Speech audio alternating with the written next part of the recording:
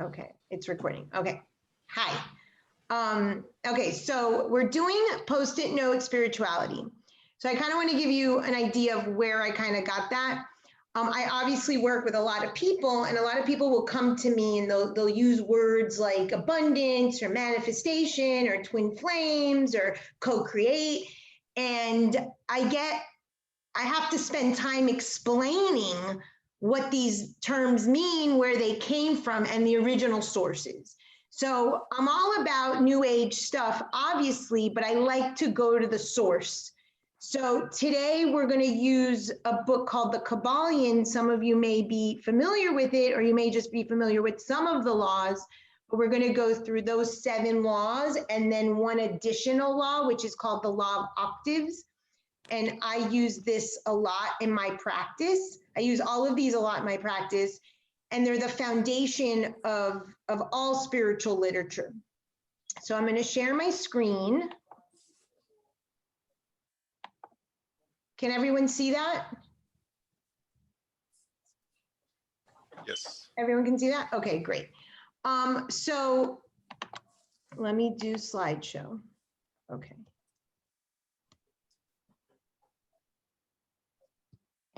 Okay. So my idea is to basically take these like post-it note type of terminology and explain the metaphysical law that it comes from, and then give you sort of like a little bit of information of how that law manifests in the world, how we can use that energy to actually make it work for us. And then talk a little bit about what spirituality is, what it isn't, and how to cultivate a spiritual practice. So that's sort of what my plan is for the evening. So what is post-it note spirituality? So it's an attempt to water down spirituality into neat phrases and buzzwords, so the process appears simple and sexy rather than the long lifetime process it is. And this is really one of the most important points. We are spirit in addition to matter. And so this is a lifelong journey. Spirituality is not something that you achieve. It's not a goal to get to. It is inherent in our thoughts, in our day-to-day actions, in cycles that we go through in life, up until the moment that we leave the actual body. And what you believe is beyond will be for another day, but up until that moment that we cut that cord, that we actually leave the matter, we are still in a spiritual process, even through the death process. So I say it's often known as New Age spirituality, because not that New Age in itself is bad, and I say I'm New Age all the time. The thing is that New Agers or New Age terminology is sort of shrunken it down, like I said, into buzzwords, and it's losing its essence. And one of the big things about spirituality and why it is hermetic, the word, and we're going to explain the origin of that word, why teachings have been secret and secret doctrines and hermetic teachings, and people studied this in a cave or they kept scrolls in vases, was because they didn't want it to get watered down. And now that we have access to all of this, call it the age of Aquarius, call it the New Age, it is becoming watered down, and it's our job as spiritual activists to really maintain the teachings true to the teachings. And that's really my point in my practice, in my lectures, in everything I do, is to stay true to the original teachings so that they're not watered down in just buzzwords. So the objectives for tonight is to demystify spirituality. For some people, spirituality seems to be something unattainable. Explaining the universal laws that govern the actual spiritual process.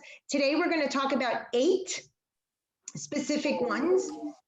Teach various spiritual traditions. I will talk about alchemy. I will talk about astrology. I will talk about different traditions that you may have familiarity with, that you may already practice, and break down like words like manifesting and co-create and explain their actual meaning.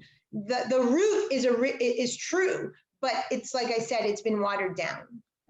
So How many of you know who Hermes Trismegistus is?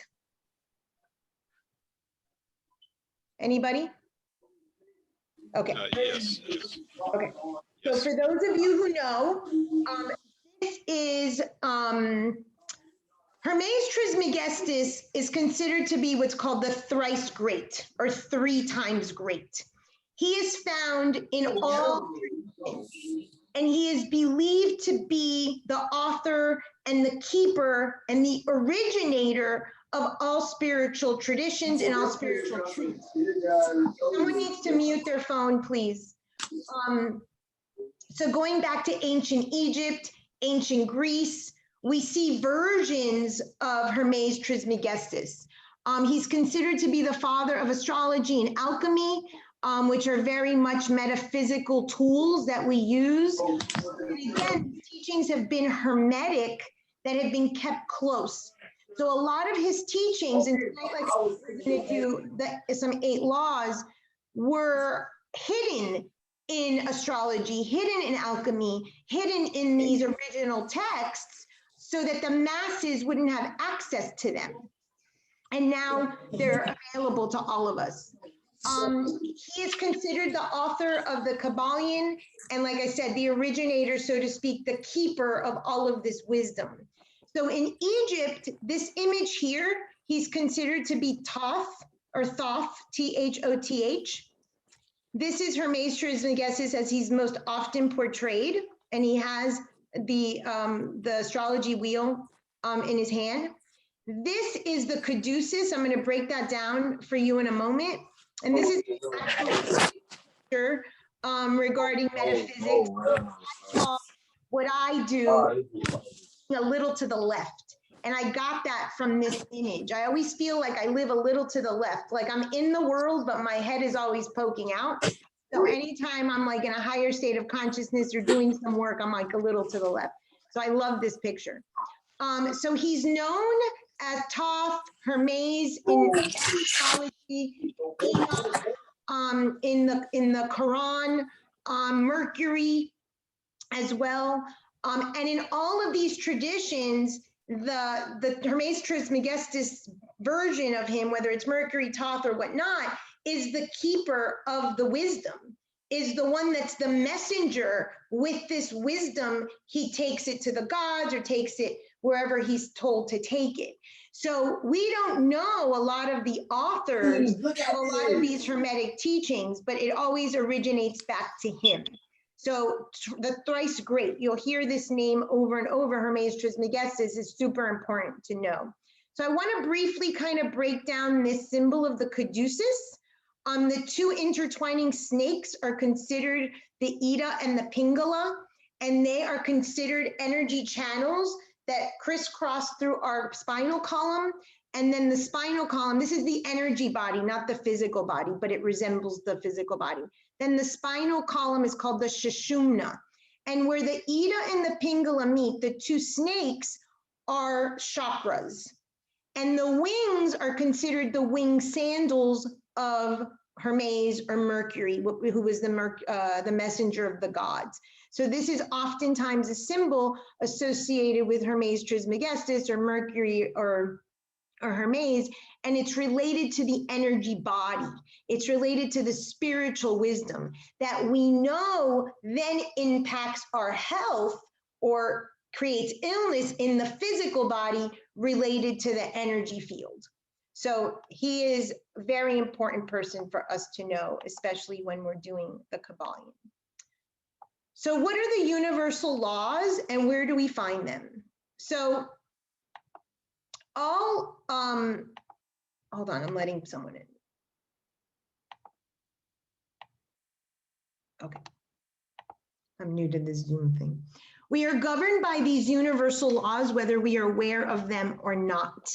So even if you don't know these, you might have heard, and a lot of this stuff is sort of commonplace, you know, there's a time and a place for everything, things like that.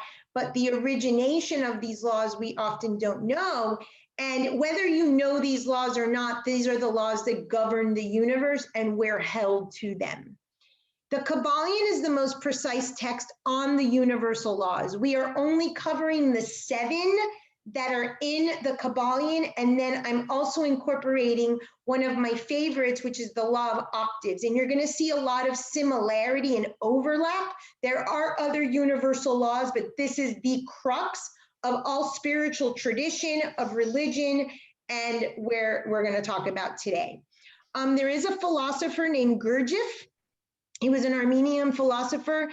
He had something called the fourth way, and he uses the law of octaves a lot. He's also the originator of the Enneagram. We're not going to talk about the Enneagram today, but the Enneagram is also rooted in the law of octaves. So if you understand the law of octaves, you'll understand the Enneagram if it's a tool that you use in your spiritual practice. And if you want more information on that, I'll be happy to give it to you.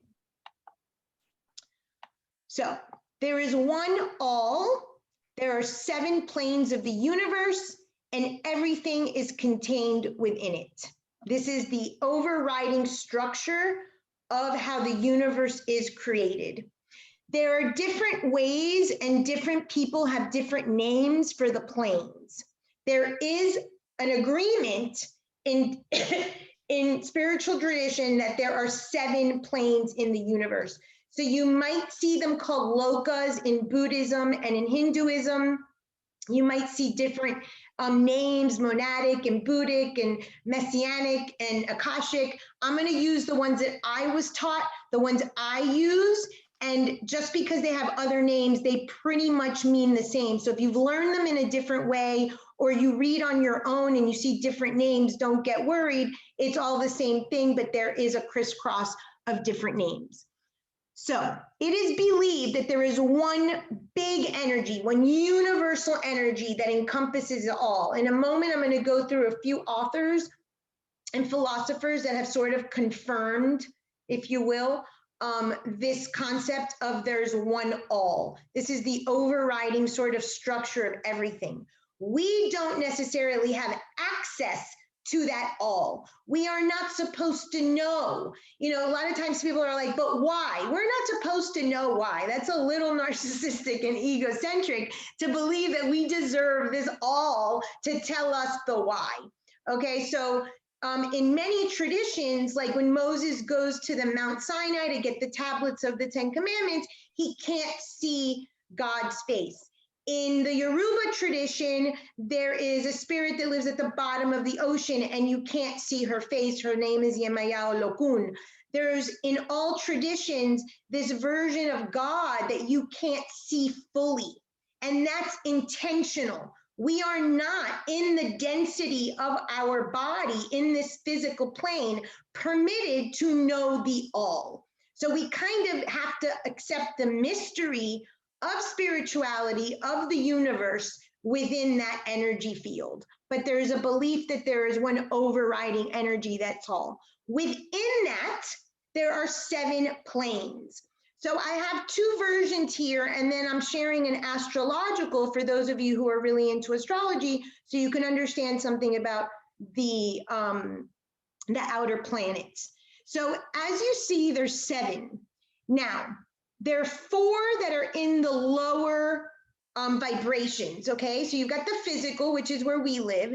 The astral plane is where we dream, where we go when we sleep. There's the lower mental plane, and then here it's monastic. I call it the higher mental or the Akashic. So when I do the Akashic records, I understand I'm at the 4th level, and this is where I'm at. Okay, so these higher and lower mental are kind of one, and this is about where we as human beings kind of stop.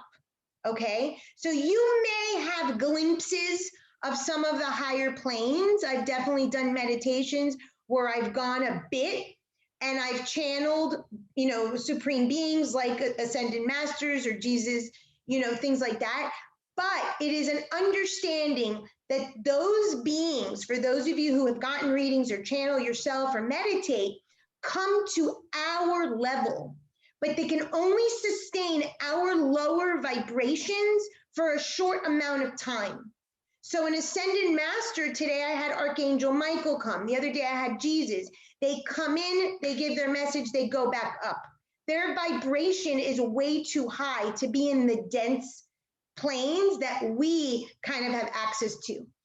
So this lower triangle represents typically what's called the feminine polarity, earth and water.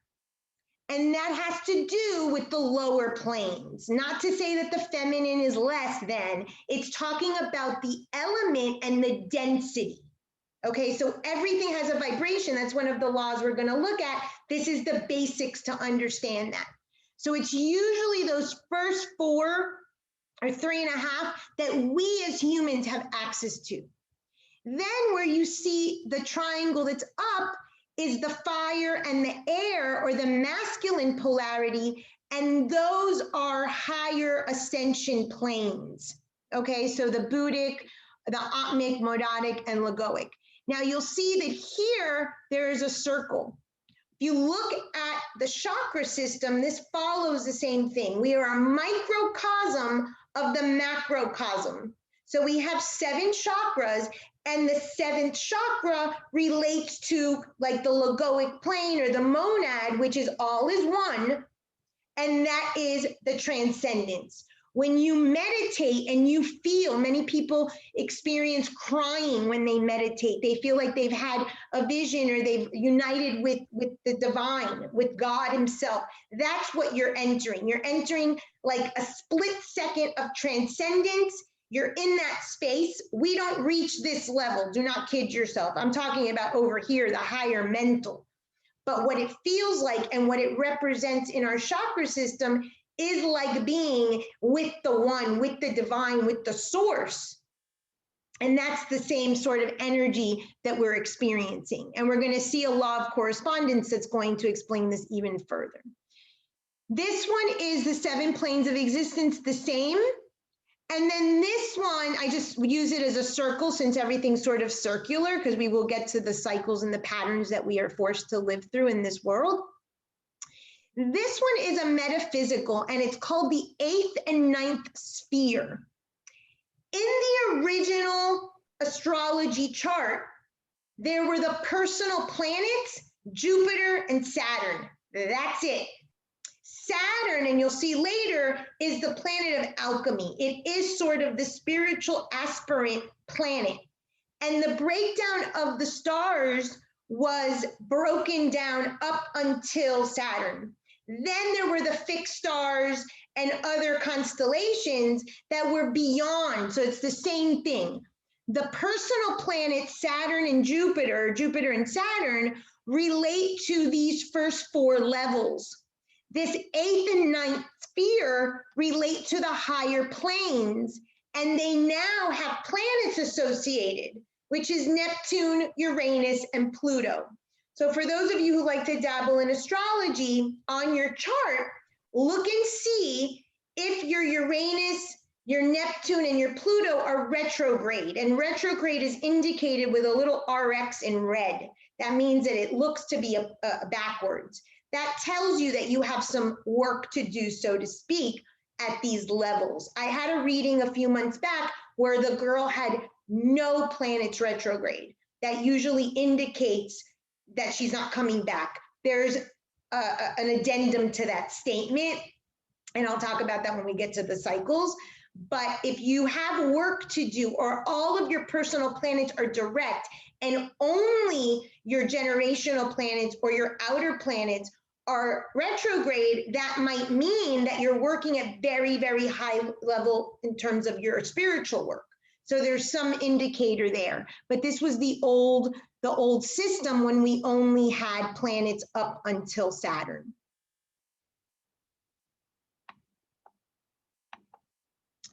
So modern day theorists that posit this idea of the one all theory, Erwin Laszlo, he's one that I teach about when I teach the Akashic Records.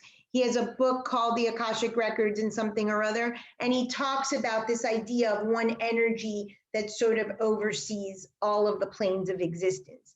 Ken Wilber is a transpersonal philosopher. He has many theories about this energy.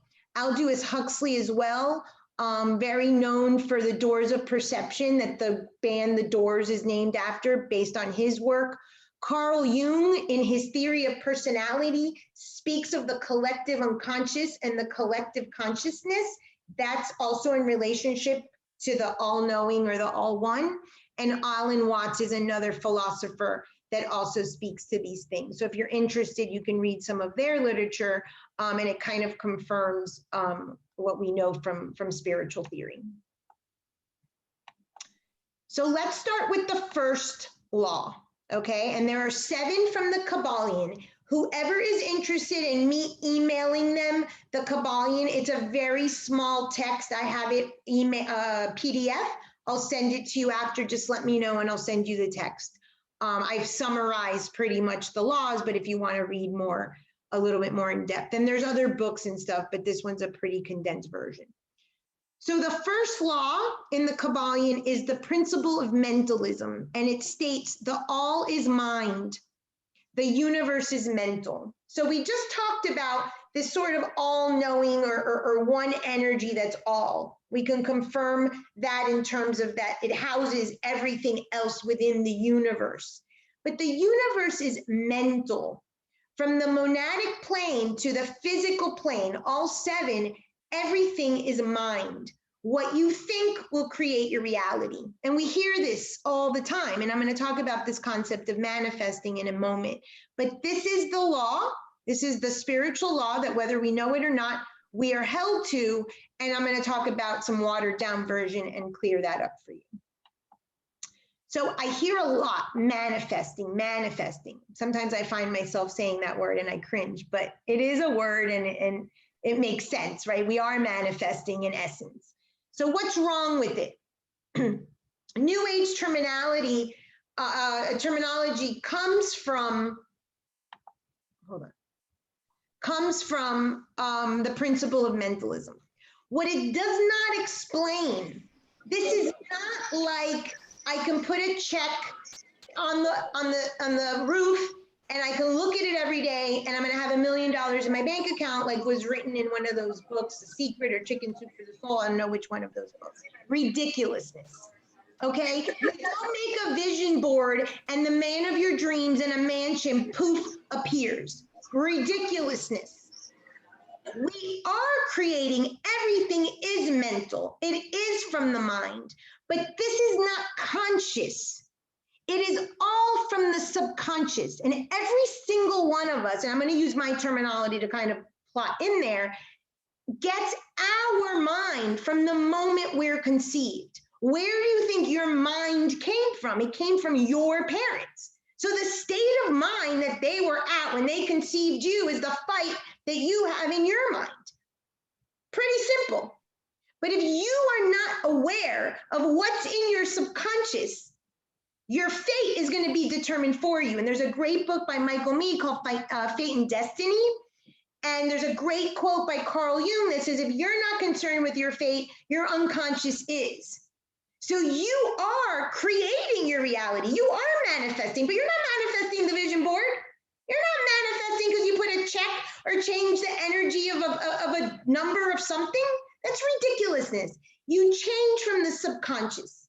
And so you have to know what you're giving out. And luckily we have tools to identify that so that you know why you're creating and why you're manifesting what you're manifesting. This is not a conscious activity. And that's part of what's been explained to New Agers as if it is. Buddha stated, all that we are is a result of all that we have thought.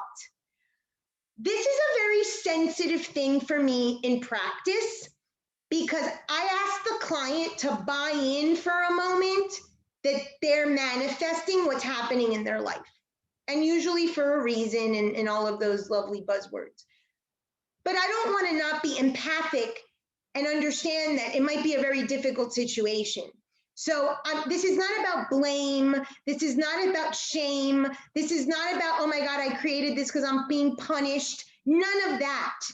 It's lack of awareness. It's because we don't know that we're creating these situations. And we do, unfortunately, and I'll talk about vibration in a moment, create from the lowest level of consciousness. Human beings are in the physical plane. Do not kid yourself that we are creating from a monadic or even an akashic or even a higher mental plane. We are the lowest density. So therefore, what we create, what thoughts we put out, unless we become aware, is a low vibration, is the lowest level of consciousness. Life is going to teach us otherwise, hopefully. And that's part of the purpose of tonight. The Bible says that the haves will have more and the have-nots will have less, which seems very unfair. However, if you understand how the subconscious works and how manifesting really works, why is it that the super rich tend to have more and more and more, and those that are impoverished tend to have less and less and less? It is a mindset of scarcity or abundance or exaggeration or scarcity or weakness from the state of the subconscious mind. And we'll talk a little bit about this. It's learned behavior. That's what they're talking about. If you create more because that's what your subconscious programming is, then you'll have more. And if you think less or in a state of scarcity, then you'll have less. So is anyone familiar with the SHRI YANTRA? No? Okay. So this is a symbol. It comes from Hinduism and Buddhism. I am on the cover of my 7 Gates book, have one that I actually created myself with the same energy and idea, but I added my own twist to it because of my model. But this is a depiction of the universe. And in the middle, there is a tiny, tiny, tiny dot. That dot is called a bindi. If you've ever been to India or you've been to an Indian service, you'll see that they put some sandalwood on your third eye. And the reason that that is a practice in Hinduism is because of this exact depiction here, which is called the SHRI YANTRA. This is a physical representation of the manifestation of the universe. All is mind. It starts with a thought. Your universe, your world, with your limitations, and there is limitations, and I will address that in a moment, stems from your thought, but it's subconscious. So the triangles are what you're creating, and these 4 doors are the earthly plane or the doors in. For astrologers, they're the cardinal signs, the Cancer and the Tropic of Cancer, Tropic of Capricorn, and the spring equinox and the winter solstice, for those of us that like astrology. For people that are into shamanism, they're the 4 directions. We are limited by a physical plane, by a physical body, ourselves. But everything within our body is created from that one thought. If you know your thoughts, you know why you're creating what you're creating, manifesting what you're manifesting. Change your thoughts, you change your whole life. And this is a beautiful depiction of that. It's called the SHRI YANTRA. It's a really great mandala to meditate on, and you can just focus on the bindi, and it's a really beautiful meditative tool. Any questions on the principle of mentalism? I just have a quick question. You mentioned how the ascended masters, they lower their vibration to come down for a quick message and get out.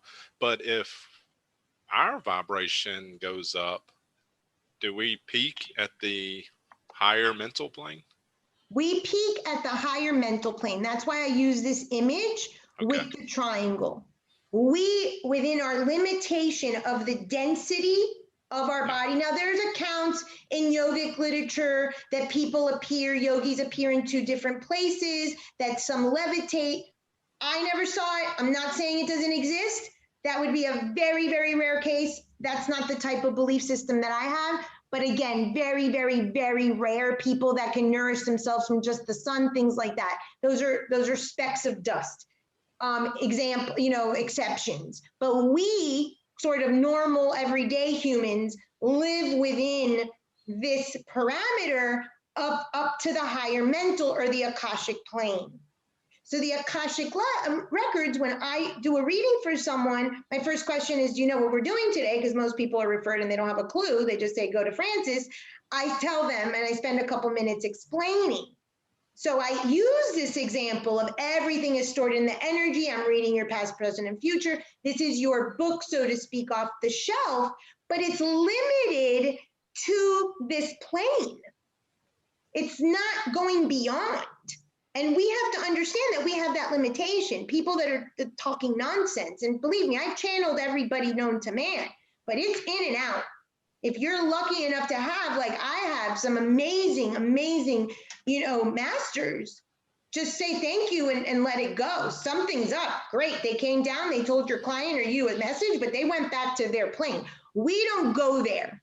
Now, after death, and if you're interested in that, very well written are the lokas. Hinduism, Ayurveda does an amazing job, Vedanta, about explaining the lokas, which are the 7 levels. And there's actually such specific descriptors as to how you behaved in your physical life and which loka you're going to go to. When I channel those that have crossed over, I can usually tell by their vibration how they show up, more or less what plane they're at, but that doesn't mean that I'm there. And in the records, when I teach people to talk to their loved ones or the ancestors or the ascended masters, I always take them to the 4th floor. I literally say, you're on an elevator, press the 4, get off, and that's it. Those that are high can come to the 4th. Your loved ones that are below, you can visit them, but they can't come up to you if they're only at the lower mental. But that's it for humans. That's why I use this image. This is where the human being stays. Question answered? Thank you. You're welcome. Okay. Second law, the principle of correspondence. As above, so below. As within, so without. This principle embodies the truth that there is always a correspondence between the laws and phenomena of the various planes of being and life. For instance, if you study the monad, the highest plane, you'll understand the archangel one below. So if you understand above you, you'll understand below you. So you can speak of the heavens to the earth. As within, so without. I personally like that part of the aphorism more because it's something that I use in terms of mirroring. If I see my physical environment is disastrous, it's indicating my inner environment is disastrous. For those of you that like astrology, your 4th house is within. Your 3rd chakra is within. So it's speaking specifically of your inner state. Granted, is talking about your mind always, because all is mental. But when you want a location, we're talking about your 3rd chakra, which is your power, and your 4th house, which is your inner state. So have an abundant mindset. This is a real popular one. So what's wrong with it? There's this attitude that the universe provides. This is very infantile and it's very detached, almost as if you have no responsibility, and that is not true. And I'll take you through to show you how much responsibility and how much agency you do have in your life. There is determinism. Things are determined for you, certain things, but your reaction or your level of consciousness or what you create in the world is definitely related to what you put into it. And not only thought-wise, but what you actually do with the energy provided. So many years ago, I had a client and she's like, oh, I've been at this job for 5 years and I just quit. And the universe will provide. And so my question was like, okay, what happened at 5 years old? Because it was too marked. She had done the same thing prior. And she told me that her mother committed suicide and actually drove herself off of a cliff. So that idea of the universe is going to catch me was really stuck in her head. I'm not saying that that's everybody, but I thought that that was a real poignant story to explain that there is some sort of infantile thinking, just like making a vision board and thinking your man and your mansion is going to show up. We have to own are adult, and feeling that the universe provides or having an abundant mindset is sufficient is not. There's also an energy that's deserved, entitled. Just because you work hard does not mean you're entitled to anything. If you haven't done the work, if you haven't shifted your mind, then you're not entitled to anything. That's not the way it works. So there's an entitlement here. And sometimes people say, well, I worked 80 hours and I still got fired, or I barely make my bills every month and I work like a dog. There's something in the programming, in the mind, not that the universe isn't abundant. The universe is abundant. It's learned behavior. Abundance is the planet Jupiter. It could be very exaggerated in people's charts and people's mindset. You can be given this energy of exaggeration, larger than life, if you have an abundant mindset that could be detrimental. And I'm going to explain in a moment the 0 to 100. Or you can be very scarce in your mindset, and therefore you manifest scarcity. Both extremes, excessive abundance and whatever that is, and excessive scarcity are sick, are bad programming. Neither one is balance. We want to reach efficiency. So I use the example of a friend of mine who dabbles in real estate. She buys an 8-apartment building. Her and her family live in 2, and she rents out 6. That's efficient. It's working for her. It's kind of at the material plane. Is your money working for you? Are you working smart, not hard? Those comments come from this. And just because you're working 40 hours a week doesn't mean you're going to make your bills. And we know this, right? I mean, just being in America. So this is directly related to deservedness, our beliefs about what we deserve, what we're entitled to, our power, how we own our power. These are very, very much related. The universe is plenty. The universe doesn't have scarcity, but it will create scarcity or abundance if you need to overcompensate. So a typical thing I see in practice is someone that has a scarcity mindset to overcompensate will marry a rich person, okay? But then let's say, for instance, at the divorce, they don't want anything. They say, no, I don't want to take your money. Or they do. You could see it both ways, but you'll see that sort of overcompensation. You'll also see poverty idealized. Poverty is idealized, especially for the Judeo-Christians in the group, because we've heard sayings that, you know, through the camel can go through an eye of the needle before a rich man gets into heaven. Money's the root of all evil. We hear these axioms and we internalize them. So therefore, I'm a good person, I'm going to suffer, and I'm going to have scarcity and not abundance. But either exaggerated anything or scarce anything is out of balance. So don't think, not to say that people that are uber wealthy are overcompensating. It would depend on the situation, but there's a tendency to be overcompensating when you're at the extremes. There are limited resources in the physical plane. This idea that there is enough for everybody, absolutely, don't get me wrong, but that your potential or that you can have it all, I'm a believer, you can have it all, just not all at once. There are limitations. We're in a limited body. We're limited in the planes that we live in. I mean, we are limited by our thoughts. We're limited by programs. There's limitations in this physical world. And to think that we don't have that is very naive. This abundant mindset is directly related to your relationship with money, self-worth, and establishing independent self-sufficiency. If you are afraid to grow up, if you're afraid to be an adult, if you want to remain a child, if you didn't symbolically leave home, you will probably suffer from more of a scarcity mindset because you're not self-sufficient, you don't pay your bills. And this doesn't mean if you have somebody that pays your bills, you're not self-sufficient. That's not what I'm saying. If you've created a world where you're kept, that's self-sufficiency. You made that happen for yourself. So there's no judgment here.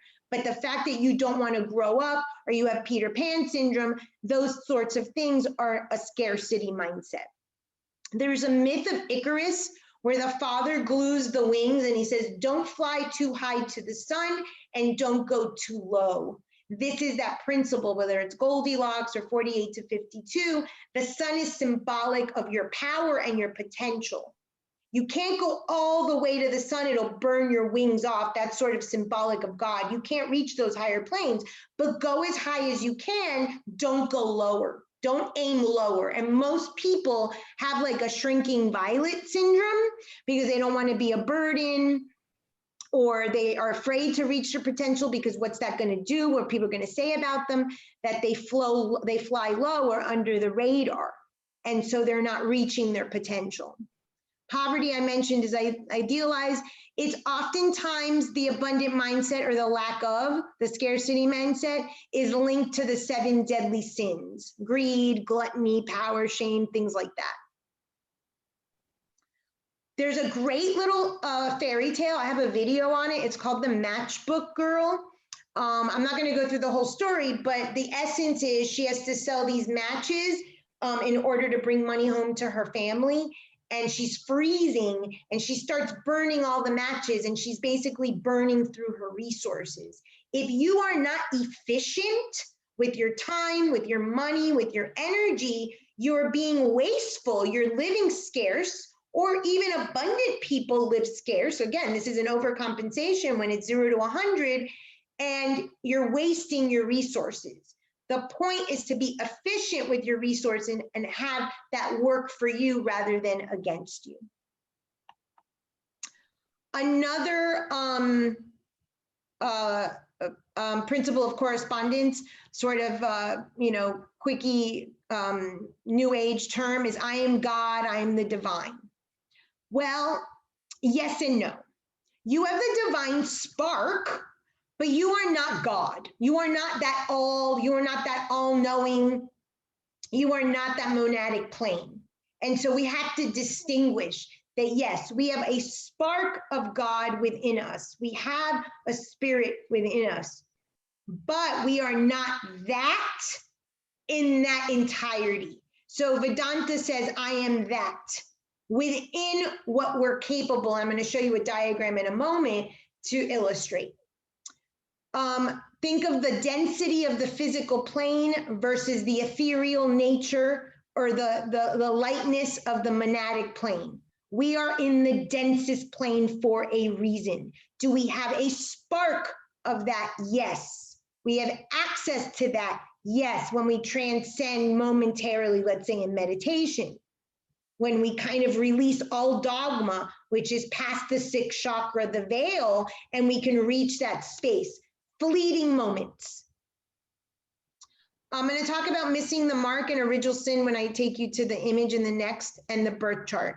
You are limited to the physical plane. Ignoring your body, not feeding your body, not caring about your body, pretending like I did that I didn't have a body does not make you free of your body. What it makes you is sick, what it makes you is unhealthy, what it makes you is infantile, what it makes you is imbalanced, what it makes you is vata deranged. So just because you don't like your body doesn't mean you're free of it. And this is a very common thing in people that want to be in spirit all the time. And I was that for a long time and got sick. You only have unlimited potential within your wheel and your cross. This is very, very important to understand. So let me bring you here for a moment, and then I'll talk a little bit about the cross, your wheel, and these are the koshas. So in Ayurveda and in the Vedic literature, we talk about the energy body, and we have what are called sheaths or koshas. So in the middle is the ATMAN, that is the divine spark. We acknowledge and recognize that the divine is within us.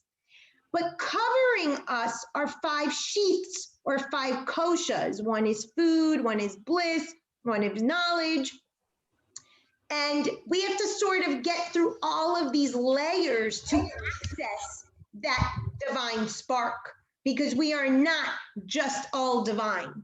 That's a misnomer. So yes, we have a spark. So Jesus came through the other day and he says that this is the sun symbol in the astrology chart. And so your sun sign would look like this with whatever your sign is. And the circle, similar to the Atman, is that divine spark. Every single one of us is born in earth. You're not the spiritual journey, the spiritual path, being spiritual, is working towards your sun sign. So for instance, I'm a Pisces, my earth sign is the opposite sign, is Virgo. I was born a Virgo, and in hopes throughout my cycles and my spiritual journey, I can achieve Pisces consciousness, but I'm not there yet at birth. You're born to the earth. So I said, you are limited by your wheel and you are limited by your cross. The cross is a symbol of earth. The cross is a symbol of limitation. The cross is a symbol of death.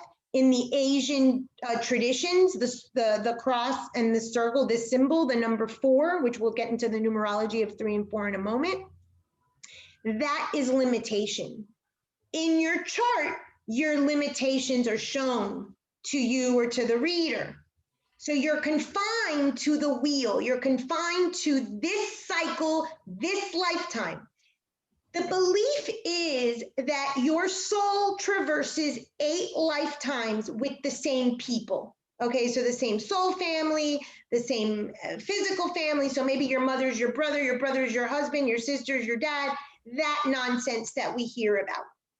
It is believed that we have 8 cycles of this, then we come back around, and then we have a new sort of soul, so to speak, same soul, but a new sort of group of family members or people that we encounter, soul contracts, these are sort of the new age terms, and then we do it again, okay?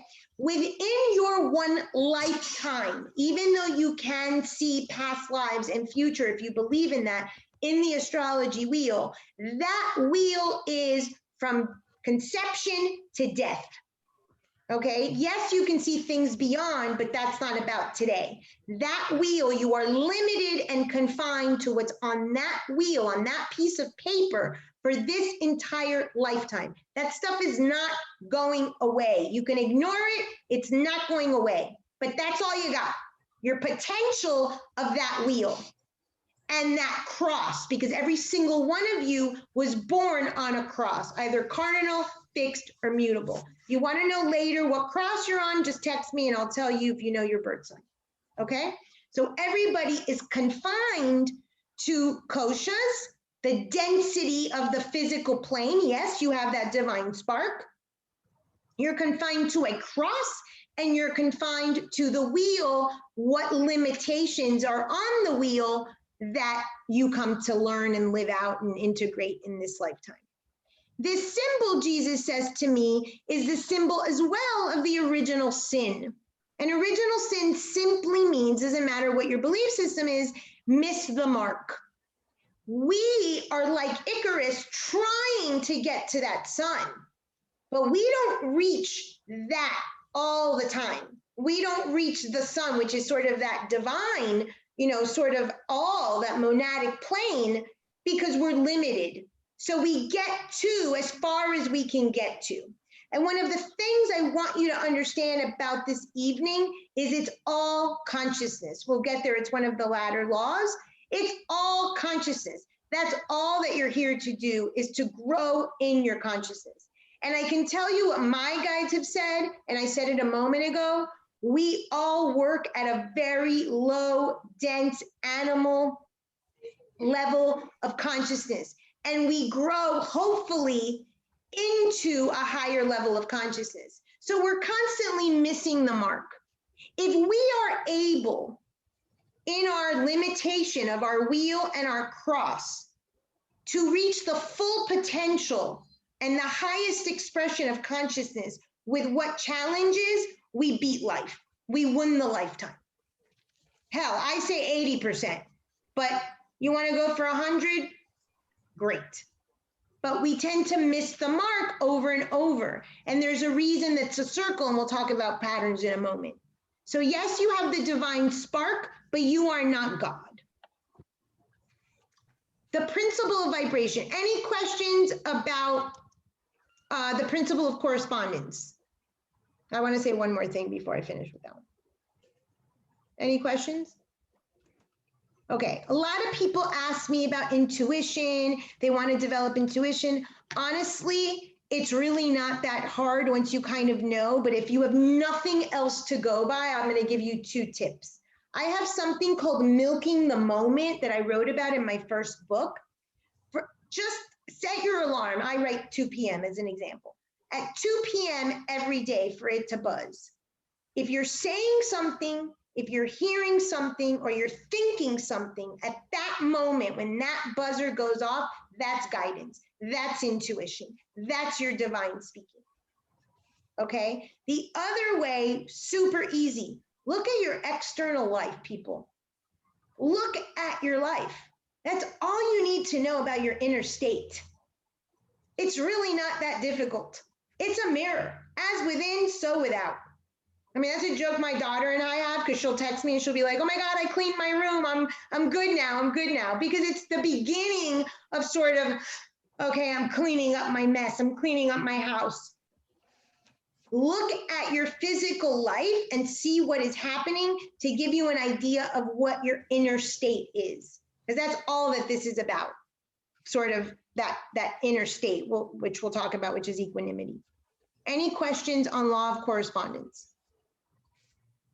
Okay. The third is the principle of vibration.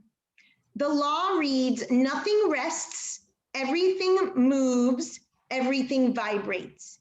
Everything has a varying degree of vibration. So I have a dear friend, and she has moved quite a bit since I've known her, and she'll talk to her furniture, and she'll talk to her books, and she'll talk to everything to kind of see if they want to go with her or not.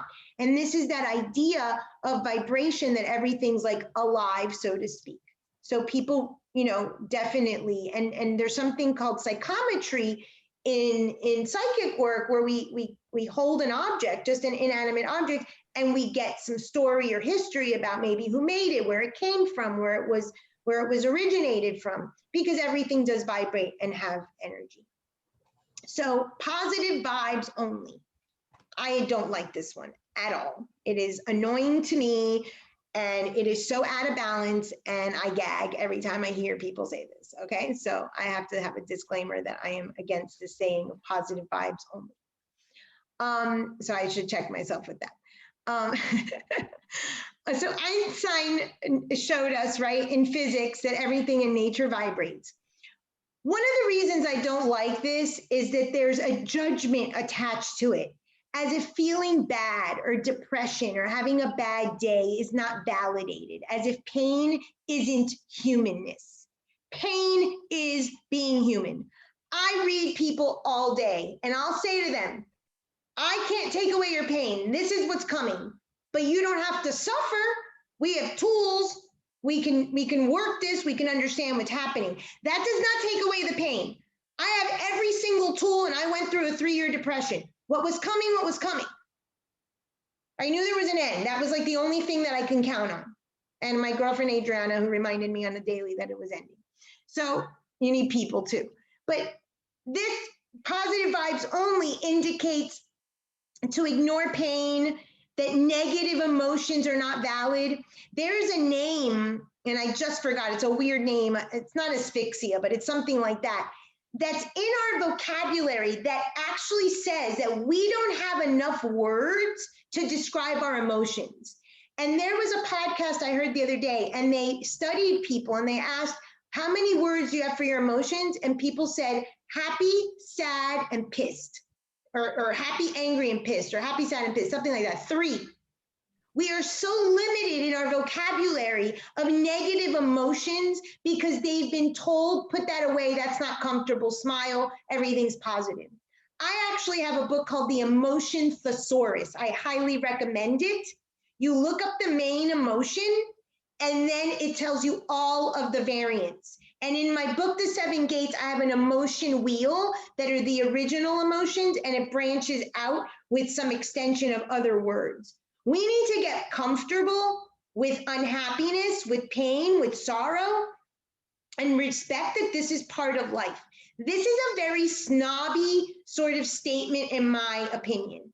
It's like grief isn't spiritual. I'm so beyond, my vibration is so high that I don't feel, no, you're out of the body, you're dissociated and you're delusional is what you are. Like, get over yourself. Like, seriously, I really have a problem with this one. So, if you can't tell. So now there's this toxic positivity movement. You know, movements are worrisome because sometimes they go the extreme. You know, we don't want to be crying at every single street corner, but it is pushing us in the right direction about accepting grief, accepting sorrow. I have to say that COVID has definitely brought anxiety and worry and stress to the forefront. Mental health issues are a little bit more accepted now, and these uncomfortable emotions are more talked about as a result. So that's something positive that's come out of COVID, is that everything isn't great and shiny and bright and new. So I read somewhere, and I really like this. This is sort of like a ceremony or like an idea. To take a drum and take some sand and a tuning fork and see what geometric figures produced as a result of the emotion that you're putting into it. The water studies have been done before. There's a beautiful Emoto, who has this whole series, and there's beautiful pictures and video. If you haven't seen it, Google Emoto water consciousness, and you can see that negative thoughts and positive thoughts elicit different images. Yes, we know this, and positive vibration is great, and everyone wants to be happy, but the reality is you're not. And accepting your shadow and accepting your negative emotions are just as part of the spiritual process than not. This is not higher consciousness. It's denial and delusion. On that same vein is I only eat vegan and organic. This is also a big movement. Again, another judgment. First of all, you got to be rich to go to Whole Foods. It's called Whole Paycheck for a reason. Okay, people? I eat well because I have a psychotic best friend who will soon listen to this video and is obsessed with eating organic and therefore has outfitted my entire house the way it needs to be. But I had cancer 3 times and now I'm in a privileged place and I recognize that. But I also recognize that this isn't reserved for privileged people. It's great if you can eat organic and vegan and $10 juices every day, but that doesn't mean you're more spiritual. What are your thoughts? Tell me what you're thinking. I don't care so much what you're eating, because your thoughts are going to overpower the food and the drink. So everything has a vibration, and yes, there's prana, there's a life force in foods. That's why the shamans of the day, when they were chasing the buffalo, would do like a song and dance, and they would thank the buffalo for being slaughtered so that they could eat. Yes, we want to pray over our food. That's something we could do to shift the vibration. If water changes its consciousness based on our prayer, why wouldn't we pray over our food? Even if you're eating a McDonald's chicken McNuggets. It's a nice practice, okay? But really, it's your thought. If you are having an eating disorder and you are bulimic and you're going to vomit that food, really? I don't care if you bought it at Whole Foods. Come on now, ridiculousness. Absolutely ridiculous. Save your money. Go to a therapist and then you can eat vegan later. Alcohol is very much a low vibration. Yes, it's toxic in the body, but one of the reasons, and this is the linking of the food and the drink to the thought, it is a coping mechanism for escapism. That is not adult. That is denial, that is delusion. Therefore, if you're drinking green juice and you still have a delusional state and you're not living your life and you're not aware of what you're creating, don't waste the $10 on the juice. It's just ridiculous. You're not getting a health benefit. The mind we established is all. And from there, the denser states. People have this with medications. I respect. I'm not a big medication person. I was on antidepressants for several years. My guide said to me, earthly problems require earthly solutions. And I had a dear, dear friend who showed me that it's okay to take meds while I needed them. And I got off them as soon as I could. but we do have these tools, and playing it, you know, martyr and victim and strong and all that courageousness, ridiculousness, again, is a state of mind that is just overcompensation. I'm so strong, I don't need a pain medicine. I'm so ridiculousness again, because your thought is saying that you're not strong, you're actually weak. So just take the medicine. I'm not saying you have to. I'm just saying if you have those belief systems, know that they're not all true. And the water, Dr. Emoto, I mentioned his consciousness studies on thoughts on water. Any questions about the principle of vibration? Okay. Next is the principle of polarity. The law states everything is dual, everything has poles, everything has its pair of opposites. Like and unlike are the same. Opposites are identical in nature, but different in degree. Extremes meet. All truths are but half truths. Most people don't like to hear that one. All paradoxes may be reconciled. You and the person you dislike are the same. You and your partner are the same. Your annoying, whiny kid is you. You're an annoying, whiny kid. Accept it and move on. What you don't like in another is what you don't like in yourself that you have yet to reconcile and integrate. I mean, that's a summary. I obviously have a whole theory about this if you watch my videos. I'm a light worker, just like positive vibes only. Do not get me started on this one. I'm a light worker. People love to say that. What's wrong with it? If there's light, there's dark. Intuition is different than spirituality, people. Every single human being has intuition. They may not have it super developed. They may not be using it for a living, but every single one of us gets our little hairs on the back of our neck lifted up when we feel something. Everybody has a gut instinct. Somewhere, somehow, you've had a voice scream at you, stop, so you don't get into a car accident. Everybody has had this. Let's go back to we all have the spark of the divine. Intuition is not reserved for spiritual people. Where that concept is absolute nonsense. There are 6 clairs. There's clairvoyance, which is clear seeing. There's clairsentient, which is clear feeling. You might get shivers and feel like angels or something touching the back of your neck or your arms or your legs. There's clairaudience, where you hear clearly. There's clairalience, where you smell. There's clairgusticence, that you might taste. And I'm missing one. What did I? Oh, and claircognizance, which is a clear knowing. Every single person has all 6, whether they're very lightly developed or very highly developed. You are not special because you have intuition. Get over yourself. We all do. I mean, this is ridiculous. I'm a light worker because I see visions. Really? All it does is make me show more crap that I have to fix in myself. Do I really want to see stuff all freaking day? I mean, that's my story. So I'm speaking for myself. You need to apply. If you hear something, it's for you. If you see something, it's for you. If you say something, it's for you. The advice you give is the advice you need. Get over this idea that you come to heal and save the freaking world. You don't. It's such bullshit. I'm a light worker. Oh, you're so negative. I can't be with you. My vibration vibrates so high, I can only eat whole food. Come on now, people. Such nonsense. Look at your chart and look at all the shit you came to deal with. And you're going to tell me you're so light and bright? I mean, the ridiculousness of this, okay? You have judgments. These are judgments. Positive vibes only. I'm a light worker. These are judgments. Check them because there are things in you. People that say they're light workers have not integrated their shadow. And they're the darkest of the dark.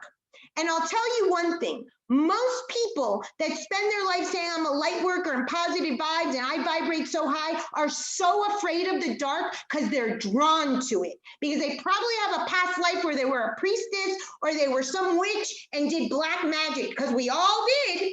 If you believe in that, read my book, Witch Bitch, I talk about it. And you're drawn to the dark. And it's hard to toe the line of the light. So instead you deny and you delude.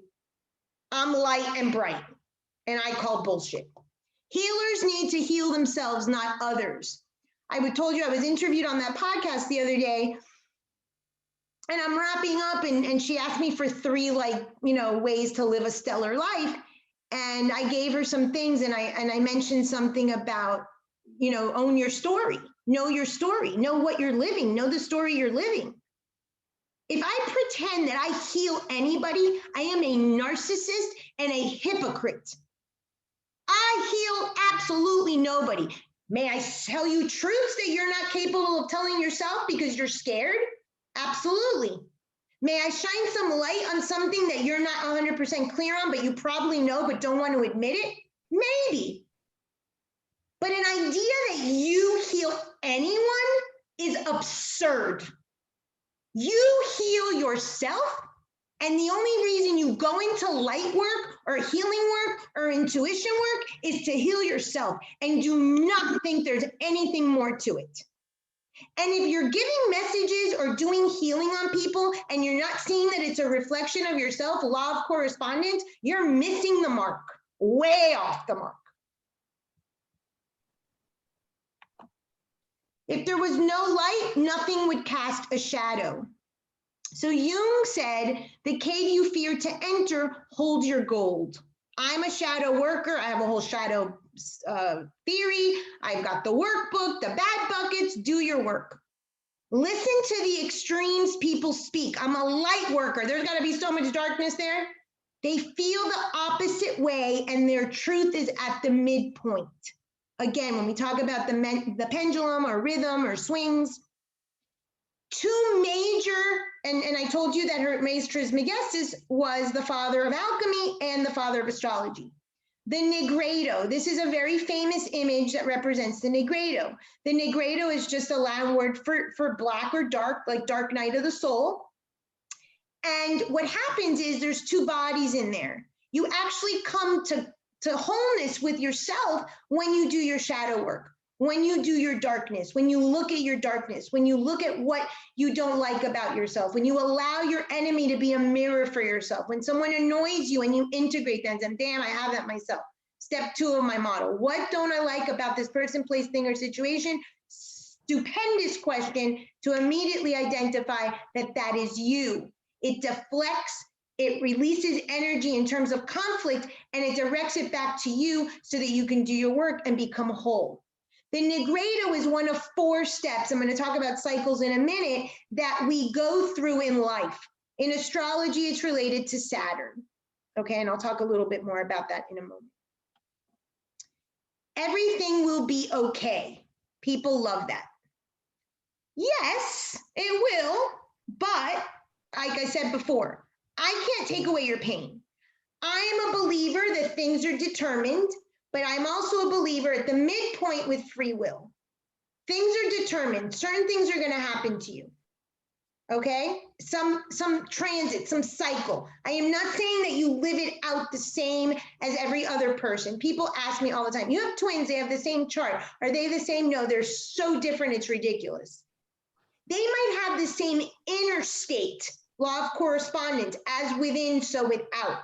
They might both be anxious or depressed because they're having a cycle.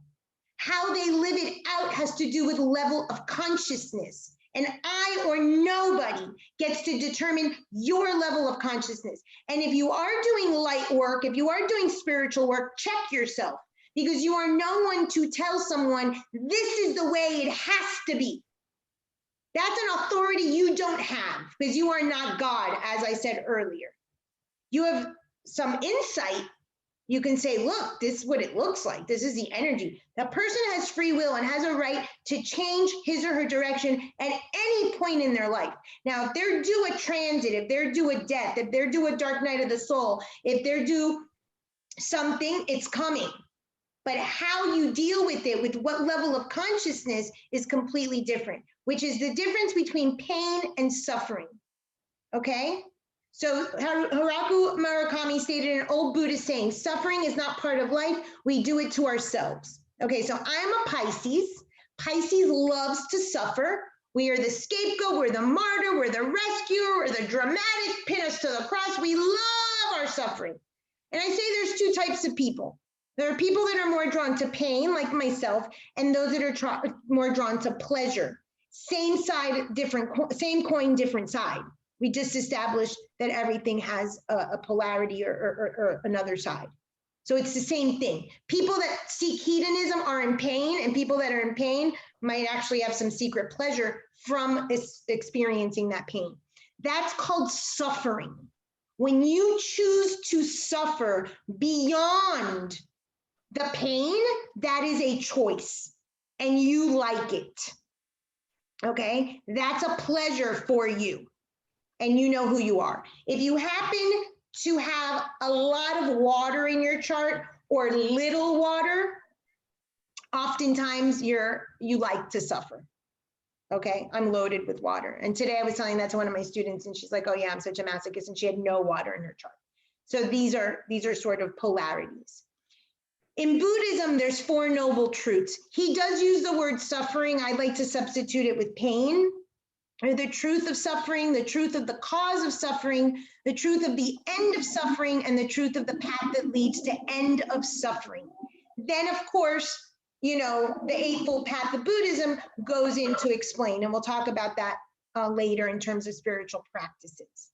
But you cannot eliminate pain, because I told you earlier, you are limited, A, by your body, B, by the physical plane that we inhabit, C, by your wheel, and 4th, by your cross. So you are limited all around. That's why there's 4 doors to the SHRI yantra. That's why there are 4 entryways in the zodiac. That's why there's 4 stages of alchemy and 4 doors or 4 winds in shamanism. And 4 is a number of death because it relates to limitation that relates to this earthly body and this earthly plane. So we are just a series of cycles. This is super, super, super important. If, and this is a big if, you get to determine that, not me. But my guidance has explained to me that most of us start off at the lowest level of consciousness in most situations. It is as we are going upward through our cycles, and cycles are always upward. Please know this, always. When you are repeating the same cycle over and over, as you will with Jupiter every 12 years, as you will with Mars every 2 years, as you will with the sun every 1 year, okay? It's always in an upward direction. It's always to hope to take you to a level of consciousness that's higher than the original cycle. Now, if you've started a very high level of consciousness, then good for you. Maybe you reach the integration or the learning lesson, and then you don't have to keep repeating that through your lifetime, but that's to be determined, okay? The seasons, and there's a psalm that talks about there's a time for everything. With every season turn, they made into a psalm. The seasons show us every winter is followed by a spring. Nobody is going to be in a Negredo or in a dark night of the soul where there isn't a spring after and a rebirth. It's impossible.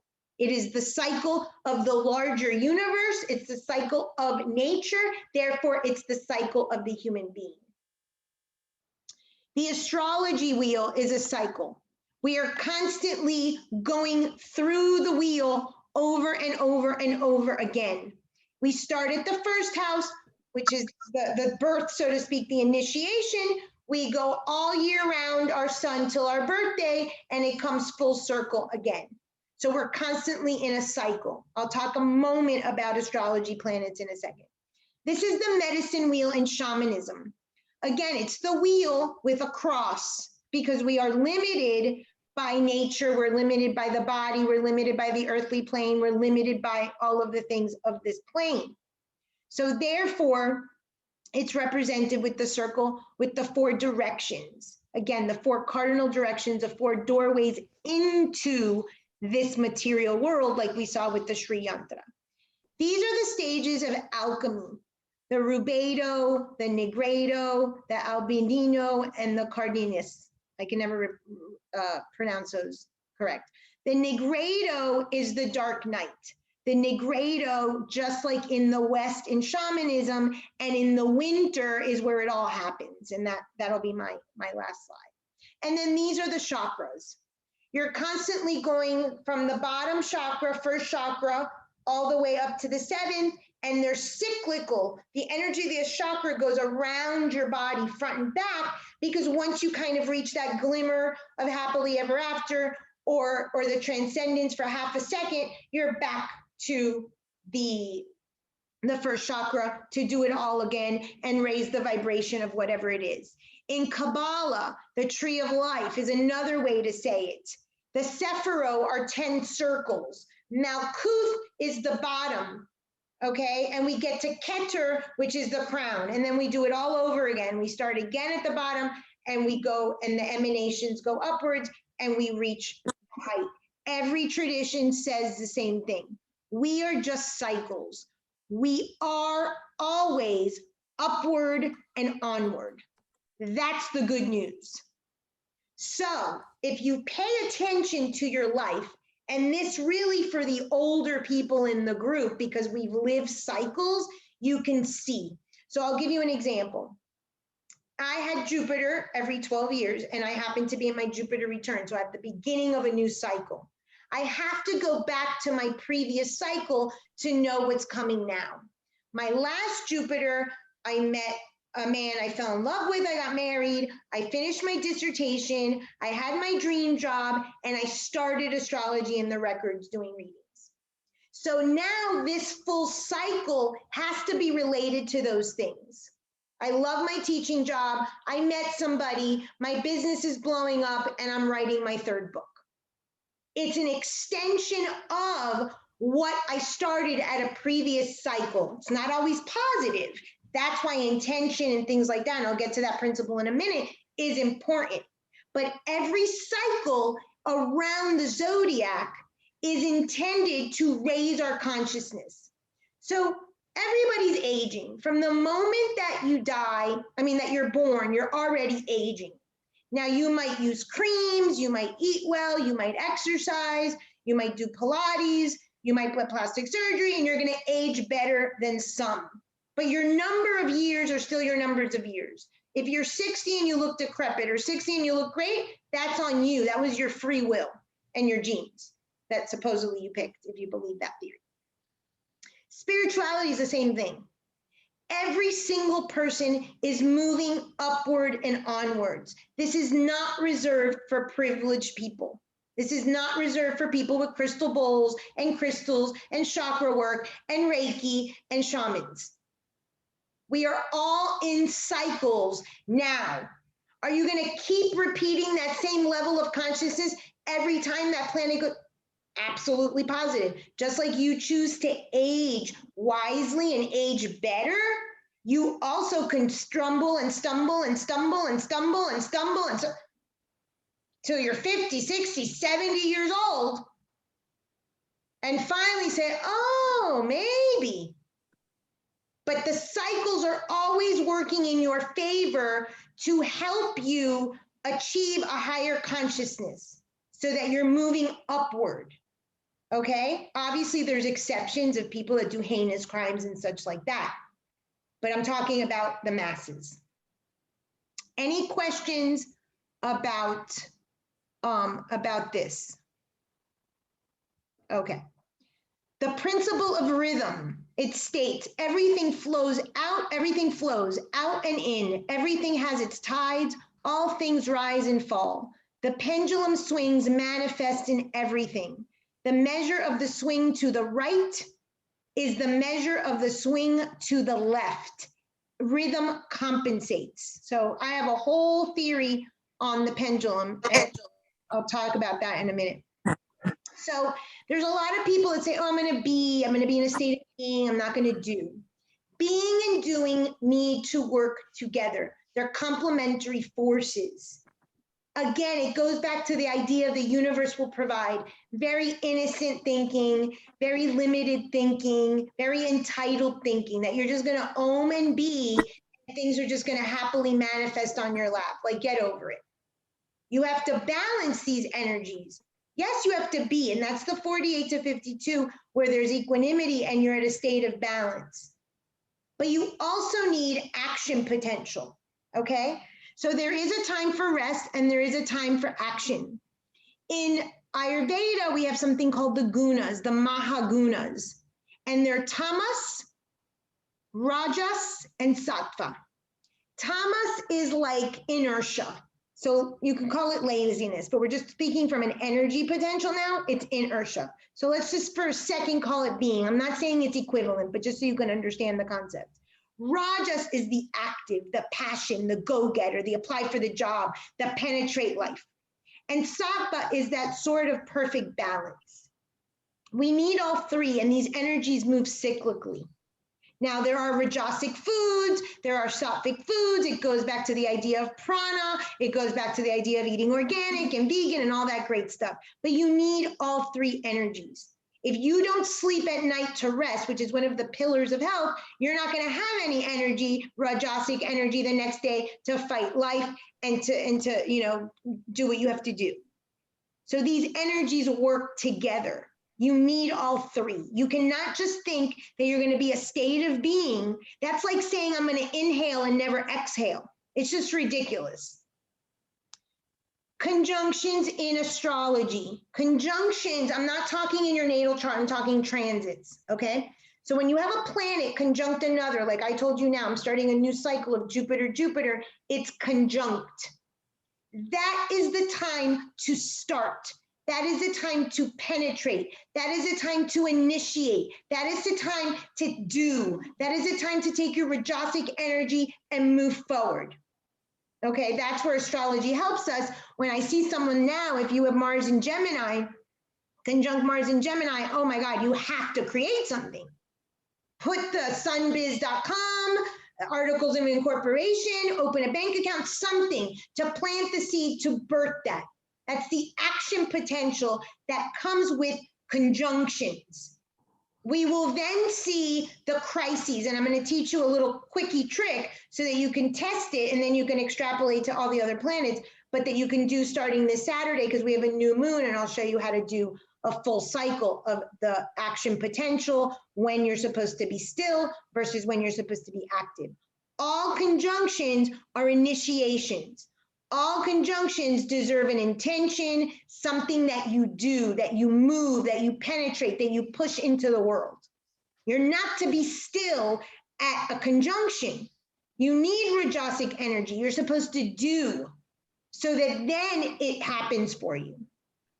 Cycles and patterns and growth require being and doing, a time of rest and a time of action.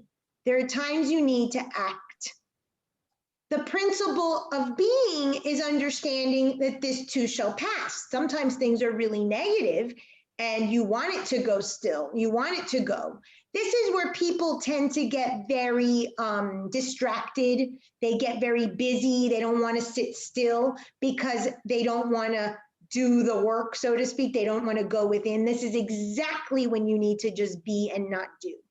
When you're in a Negredo, when you're in a dark night of the soul, when you're in a Saturn transit, those are times to pause, to stop, to just be. Those are exactly the times to look inward and not do anything. If you overdo something, you're going to crash at the equivalent level. So I'm a person that exerts way too much energy early in the day. By 7 o'clock, I am beat because I'm crazy. So my pendulum swings so much to 0 that it swings so much to 100. And my goal in life is to achieve equanimity, which I don't see that happening anytime soon, but I have these huge swings. So when you are getting the backlash of something in your life, you brought the pendulum to the other extreme. You did that at some point. You didn't do enough. You didn't say enough. You stayed safe. Or you went at someone, with a knife and a sword, and you're just simply getting the reaction to what you already did. You put that pendulum in motion. Nothing is being done to you. That's why this is not personal. You put that in motion. There is a law called the law of neutralization, AKA the 48 to 52, equanimity, balance, the Tao, the way. It's been said a gazillion different ways. Only can you achieve self-mastery in the 48 to 52. So let me give you the big trick. Go to your chart and find every opposition. I'm going to tell you that in a minute on the next slide. Find every opposition and find the midpoint. That's your point for self-mastery. Go to every square in your chart and find the midpoint. That's the point for self-mastery. If you at this lifetime achieve every opposition midpoint and every square midpoint, you have mastered life. You are then self-mastery. That's your only job. That is your purpose here, is to try at least to not miss the mark so bad and to get as close as Icarus got to the sun without getting burned. That's all this is. And every single person is entitled to do this work when they're here. That's why everyone has the divine within them and everybody has access if they want to learn these laws. If no, like I said, they're still held to them. But you knowing them, you can use them in your favor. So it's unfortunate because a lot of people are like, oh, well, then you don't get happy and you don't feel great and you don't have highs. Well, that's part of self-mastery. It's called equanimity. Your highs are not too high and your lows as a result are not that low. My lows are really, really low because my highs are so high. I am so far from achieving this that gazillion lifetimes. But the closer we get to that 48 to 52, the closer we get to that balance. So I had a client the other day and he's like, I love this woman and she's my soulmate. And basically it's a codependent addictive relationship.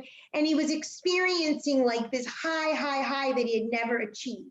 And that's wonderful if you get to experience that for once in your life or twice or three times, lucky you. But know that that is not maintainable. That swing of the pendulum like that is not sustainable and not maintainable. It's also not healthy. So in relationships, it sucks because a lot of people are like, oh, there's not that much passion. And I'm not head over heels in love with this person, even though they're my life partner. That's part of the self-mastery. And in relationships, part of it is that we set limitations and boundaries and we kind of meet our own needs and we're sharing a life or what I call a thread together, but those highs and lows, hopefully, are eliminated at least over time as you grow up with this person, because those things are not good. Now, some people live in that, thrive in that, they're chaotic, they're violent, they have sex from the chandeliers. That's not self-mastery. Good for you. If you want that, good, but that isn't the law, okay? So self-mastery is identifying or being equanimous is identifying that middle ground. Not super high, not super low. I'm not saying that you don't feel anything. Obviously you feel, we want to feel, that's a super part of being human. But they're not these major extremes. So oppositions are opportunities. In your chart, if you have two planets that are directly opposite one another, there's a midpoint by sign, by house. And if you find that, then you can see exactly where it is that you need to sort of meet in the middle. I gave a lecture today about midpoints of fairy tales and things like that. And I'm going to be putting out a lot more information about the 48 to 52 with like scarcity and abundance, and efficacy is one of the themes. So stay tuned for that. But you can do that in your chart and you can see what opportunities you have for equanimity, because the oppositions are automatically the principle of rhythm. Automatically, you cannot avoid this. Your level of consciousness is not that great. The thing with oppositions, and this is sort of the piece that's super important, oppositions feel, because they're externalized, that someone is doing something to you. So it's an opportunity not only for you to learn equanimity and find a midpoint, but to use that person as a mirror, because whatever they're doing to you is what you do to you. So oppositions are the best. Squares are the other hard aspects, and you can do the same thing, but those are internal dialogues. Those are thoughts that you're having about yourself, not necessarily externalized. But opposites are opportunities because you get a double, you get a mirror, and you get an opportunity to see the midpoint. Equanimity, my favorite word and my goal, which I'm far from. Equanimity is a state of psychological stability and composure, which is undisturbed by experience or exposure to emotions, pain, or other phenomena that may cause others to lose the balance of their mind. This is not delusion. This is not denial. Okay? If your parents were poor and you're rich now to compensate for your poverty in childhood, that's not equanimity. You didn't win life. You overcompensated. They're very different. Very, very different. Equanimity is, and it's a term that they use in the Enneagram, if you like the Enneagram, it's about self-mastery. That's the goal of life. So if we can achieve this on our wheel of our limitation of our cross and our circle, then we can master life. Any questions on the principle of rhythm? Okay, the principle of cause and effect. The law states every cause has its effect. Every effect has its cause. Everything happens according to law. Chance is but a name for law not recognized. There are many planes of causation, but nothing escapes the law. Nothing happens by accident. I hate that saying everything happens for a reason, but it is true. I just hate saying it because it's annoying to me, but in essence, that's what this is. There is a law that governs what's happening. You may not know the law. It may be happening at such a high plane that, again, you're not deserving of that information. Accept your limitation, but that there is a reason, there is a reason. So co-creating with God, that's one of the taglines. What's wrong with it is that everything has to do with consciousness. Creating has to do with the level of consciousness something is created at. This is the importance of conjunctions in the chart. When you start something, okay, and I'll give you the example of the moon. The new moon is on Saturday. When you start something, okay, yes, you're co-creating with the universe, but you have to put your part into place, okay? You're creating something at a level of consciousness. Again, this is not a conscious mind. If your subconscious is behaving from a place of violence, aggressive, anger, unhealed wounds, scarcity, I don't care how conscious you are and how many ceremonies and how many candles and how much incense you light. It's ridiculous. That's why man know thyself, and you will know the wonders of the universe. That's what's written at the Oracle at Delphi in Greece. That's the secret. Man know thyself. Heal thyself. It's all about thyself. So yes, you co-create with God, but what God does not determine, what you determine, and you can't blame God, is the level of consciousness. So if you attract a relationship, you created, you brought in, yeah, maybe God brought you by destiny, that partner, but you created the level of consciousness at which that relationship was built. You have agency and you have to take responsibility for that agency. You cannot see the level of consciousness in the astrology chart, ever. So when I give a reading to someone, I'm like, these are the options of how this might play out. But I don't know the level of consciousness of that person, nor do I pretend to tell them, you're gonna live it out this way. These are your options. Pick a high vibration, pick a low one, that's on you, that's free will. Everything is created at one of the 7 planes, I mentioned that before. The vibration at which it is created will bring you the results at that same plane. So I talk about the 6th chakra being your God.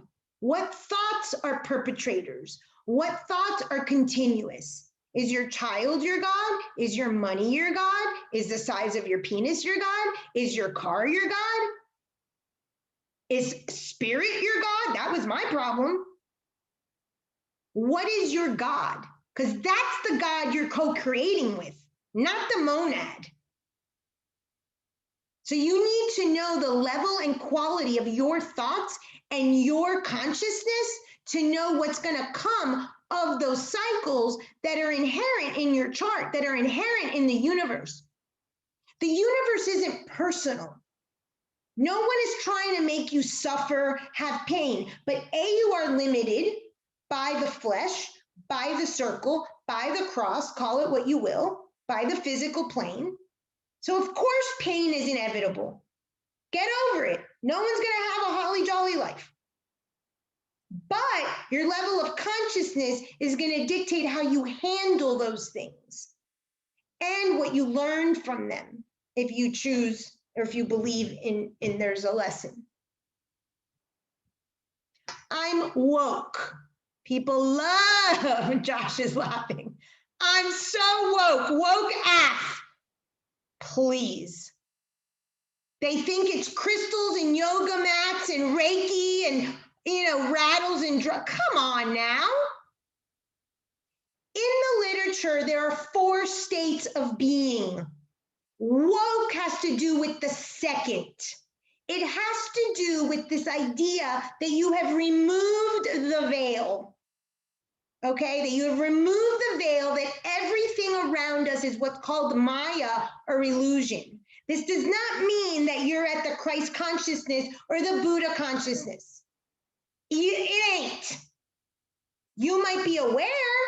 You might say, oh, everything's a mirror.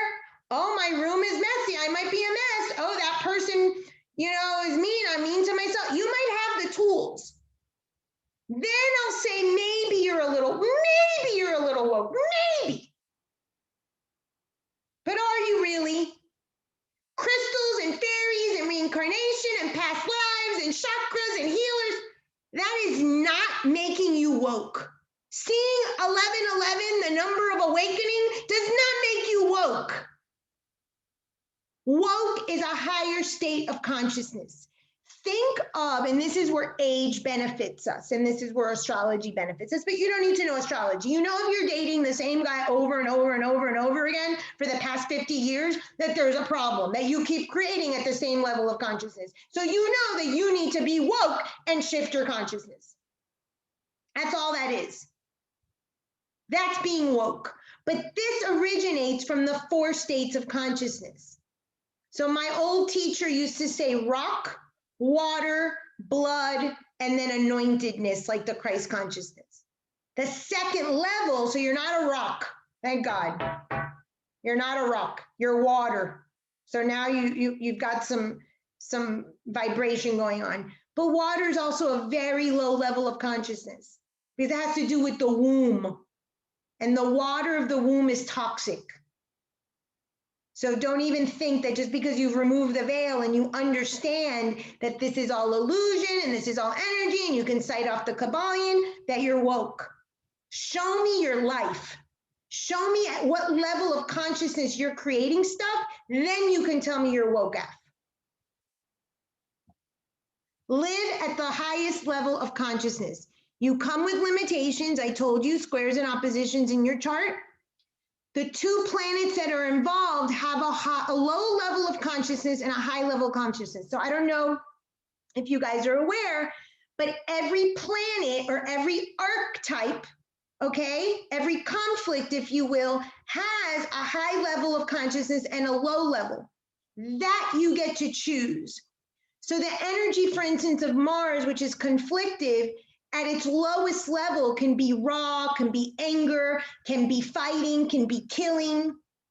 At its high level can be accommodating, can be agreement, can be consolidating, can be meeting eye to eye, where conflict leads to some agreement where both parties win.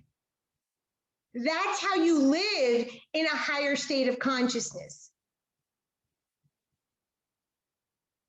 Your objective is to live at the highest consciousness expression of those planets, energies, or archetypes, whatever language you like. You cannot choose the problems, but you can choose how you handle them. So let me specify. I said before, just because you have something in your chart doesn't mean everybody who was born on March 14, 1973 did not have breast cancer, get divorced, go through chemo, just because they shared my birthday, right? But I can tell you that they had the same planetary configuration. The effect of the consciousness of the cycle of the planets was affecting the same exact planets. In my case, Pluto, Mars, and the moon. So those planets were involved. People with a high level of consciousness, maybe they sat and held that space for themselves and really suffered within and did inner work. I went the depression route and had a temper tantrum and cried for 3 years. That was all I could do at my level of consciousness. So hopefully that never happens again, but if something similar, then I now know I can work at a different level of consciousness. So just because the chart indicates something is coming, a limitation, a pain, a struggle, a transit, you get to decide how you're going to live it. But don't think that positive vibes only and delusion and denial is a high state of consciousness. That's the lowest state of consciousness. That's the rock. So at least be aware. If nothing else, be aware. This sucks. Feel your feelings. Tell everybody that asks that you're having a shitty day and at least stay there. But don't go to denial and delusion. Any questions on the principle of cause and effect? Okay. The principle of gender.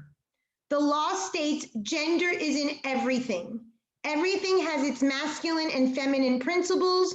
Gender manifests on all planes. So for people that love to say God is a she, there's a little bit of both, right? What's wrong? Divine feminine rising or the divine goddess. That's the buzzword now, and that's fine. This is a big pendulum switch, flip that we're having right now.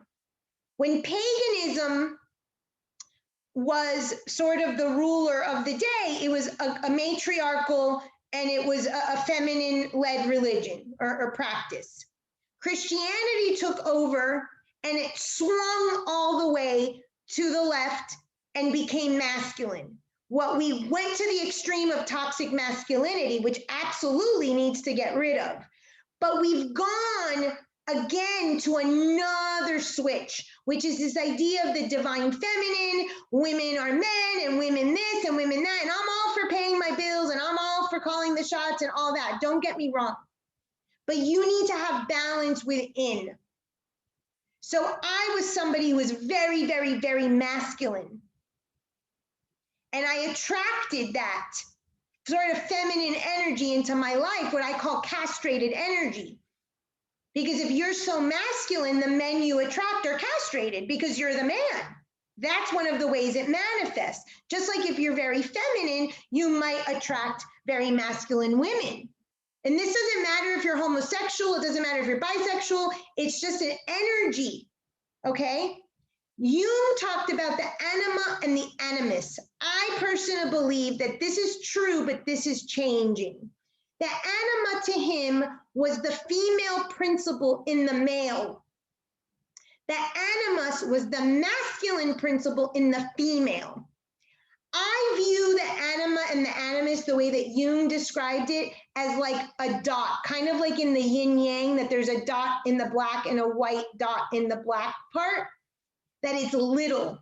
I don't think it's little anymore. I think it's reaching a state of equanimity. And one of the reasons why we're seeing so much transgender in our society, we're reaching a point where people within themselves are actually having the balancing of the masculine and the feminine, and the transgender is the embodiment or the law of correspondence coming to fruition.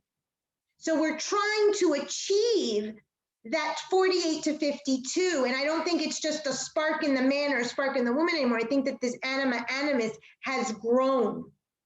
Dionysus is one of my favorite myths. He's considered a twice-born god.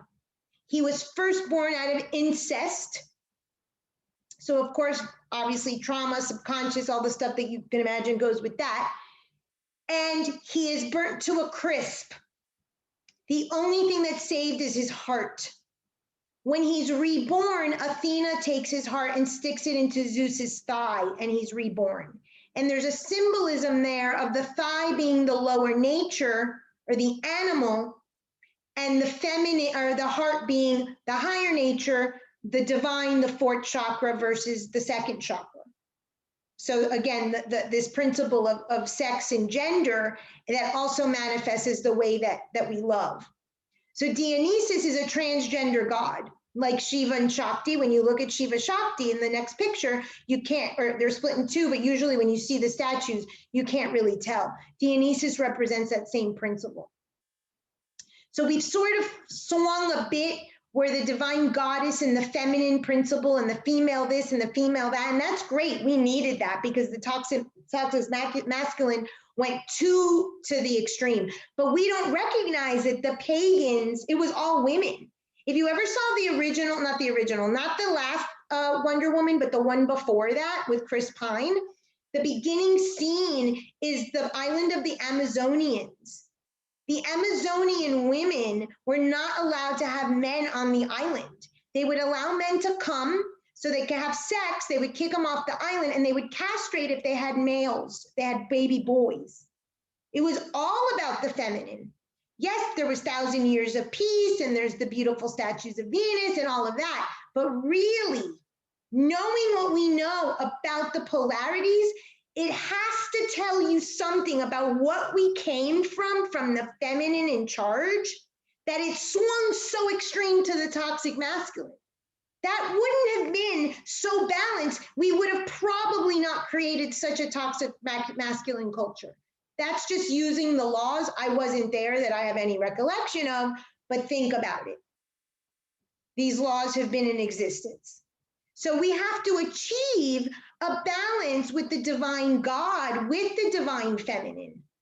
Whether you're in relationship with self, which was my case, I was all masculine. I had castrated my mother, wanted nothing to do. Like, my mother's the most feminine woman on earth. And I threw her out and I said, nope, don't want you. And now I'm integrating, and that's how I can get balanced. So you have to see, are you too masculine or too feminine? Are you honoring what I call covert power versus overt power? Are you honoring your alliance with your mother, your father? Those are indicators to kind of help you see.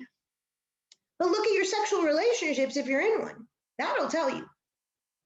That'll tell you a lot about how the masculine and feminine, and there's no wrong or right of how it manifests in your life. I'm not judging, but that's one very clear place to see where this principle is. The other thing that's happening with this whole divine feminine is that there's a lot of shame and there's a lot of castration of males, as if males don't know how to behave. I have a lot of clients that are like, I don't even know what it's like to be a man anymore. I don't even know what that means anymore. So we can't take the Lilith energy that castrated Adam basically, and she said, screw you, I'm gonna go to exile, and now bring her back as the divine feminine rising principle that she's, you know, so animalistic that now we don't let males assume male roles. Or if we want to be male, that we assume a male role with a healthy feminine balance. So this is a big thing that's happening, and we're seeing it with the transgender population.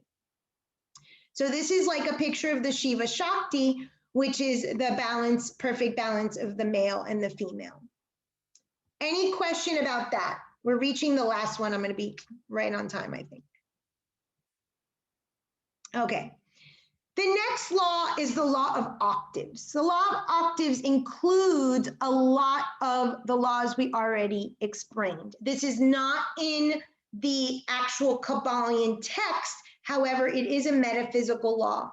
Who sort of took it out of like sort of the archives is an Armenian philosopher by the name of Gurdjieff. He has something called the Fourth Way philosophy, and he calls his work the work. If any of you follow Byron Katie, she also uses the term the work, but it's actually originating from Gurdjieff, okay? This is also known as the law of seven, and we know that there's 7 planes in the universe. It's believed that within each of those 7 planes, there's 7 other planes, like microplanes. 7 is a very, very spiritual number. 7 is the planet, 7 is the days of the week. I mean, we see 7 repeated, kind of like 12. They're mystical spiritual numbers. This is all based on the musical scale. Okay, so if anyone's into music, you will understand this. I don't know music, but I understand the law. When you have do, re, mi, that is the principle or the law of 3. That is represented by a triangle. So this will also, for those of you who follow me and read my stuff and know my models, this is all it's based on, is on this law. That's why it works. The law of three means that there is three forces that must exist in order for something to be created or initiated: positive, negative, and neutral. In Christianity, they understood this: Father, Son, Holy Ghost. In Hinduism, Vishnu, Shiva, Brahma. There's a creator, there's a destroyer, and there's a balancer. Every religion and every tradition has a version of the Trimurti or the Trinity. In metaphysics, we use the law of octaves or the law of three. This is the action potential. This is the initiation energy. Like I said, when you have a conjunction, that starts it. That's not enough. The thought isn't enough. The idea is not enough. There are tons of ideas floating around the Akashic records. I see them all the time. And the client doesn't bring them down and materialize it, nothing happened. And someone else invented it, and then they say, oh my God, I invented that. And ever do that? Everyone has that. Oh, I invented that years ago. Yeah, but you didn't do anything with it. So you stayed at the law of three. That is not enough. It's enough to begin a change. It has to do with the principle of transmutation. If you know chemistry, this is the symbol of delta, which is change. Fire is the only element that can transmute. If anybody knows the story of the Hydra in Greek mythology, it's about Hercules being told, do not chop off the head of the Hydra, two will grow back. Meaning you cannot be deluded in denial. Your wound and your scar and your pain is gonna get exacerbated. The only thing he could do was take a handy dandy club set on fire and sever the heads of the Hydra, because it's the element of fire, that action, the doing. So again, you can't just be, you have to do, that actually creates a change. That's the beginning. That's the do, re, mi. At the mi, energetically, there's something called a shock, okay? So here I put a plus, here I put the word shock. There's actually an energetic shock that occurs in the universe when you begin, create, have a conjunction, initiate something. But that's it. If you don't put the rest of the law of octaves into play, nothing will be created. That's the fa, sol, la, ti. That's the four. The do is the next vibration, the next octave up. Okay? So you need something negative, positive, and neutral to initiate, but you have to bring the intention or the thought or the idea to the physical plane. That's what I said before about the square. The square is the number of the earth, of death, of limitations, of boundaries. Earth is the only element that is dense, that manifests. That's why it's the ground. That's why it's nature. That's why it's earth. That's why it's rock. Very dense energy. Then is water second dense, but we don't create with water. We create with earth. So you have to bring that from the cosmos, that idea that you had, into practice, and so what do? You get you write a rule book, you get a calendar, you set a date, you pay money to start a business, you build an empire. The earth element is the only thing that will actually see through when you want to create change. So for people like me that wanted to live without the earth element and have no earth in their chart, so of course it's hard, that wanted to live out of the body, impossible, talk about delusion and denial and sickness, nothing happens. You can't create because you're eliminating the most important part of the law, which is fa, sol, la, ti. Only once you finish the octave fully, you have the thought, you set it in motion, you put it into place with money, with boundaries, with structure, with rules, with management, whatever that is, that earth element, then can you raise to the next vibration. So when I talked to you earlier about consciousness, it's the same law. You have the thought around it. You're like, I'm going to change, but now I have to put it into practice. So every single New Year's resolution ever made got stuck at me and never went to fa sol la ti. It's that simple. You need the earth element. Now, people that have a lot of earth probably need fire. They have a lot of money or discipline, but then they need the brains or a partner that's energetic, that has the idea, the creative principle. That's where you see why people partner up, or couples or things like that. You see that in the chart with the elements and so forth.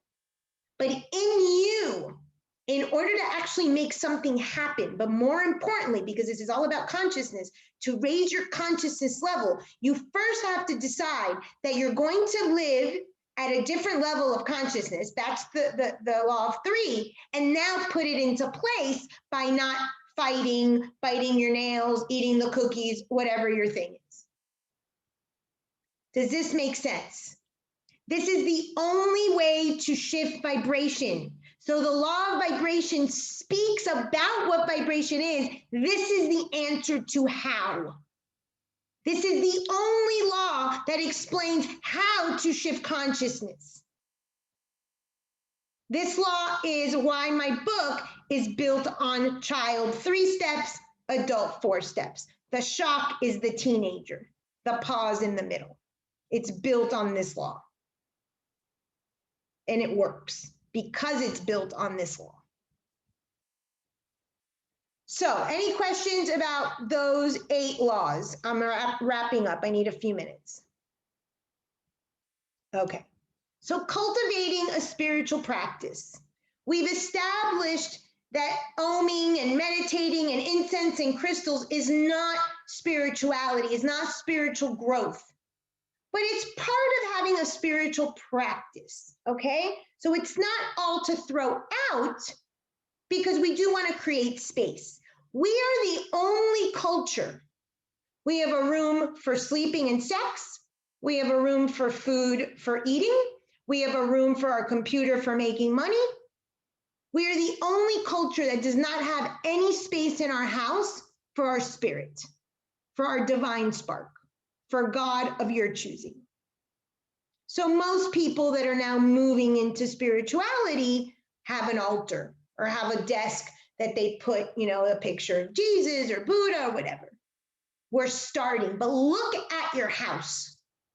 Look at the size of your house and how much space is dedicated to your spirit. And you're wondering why you're living so scarce.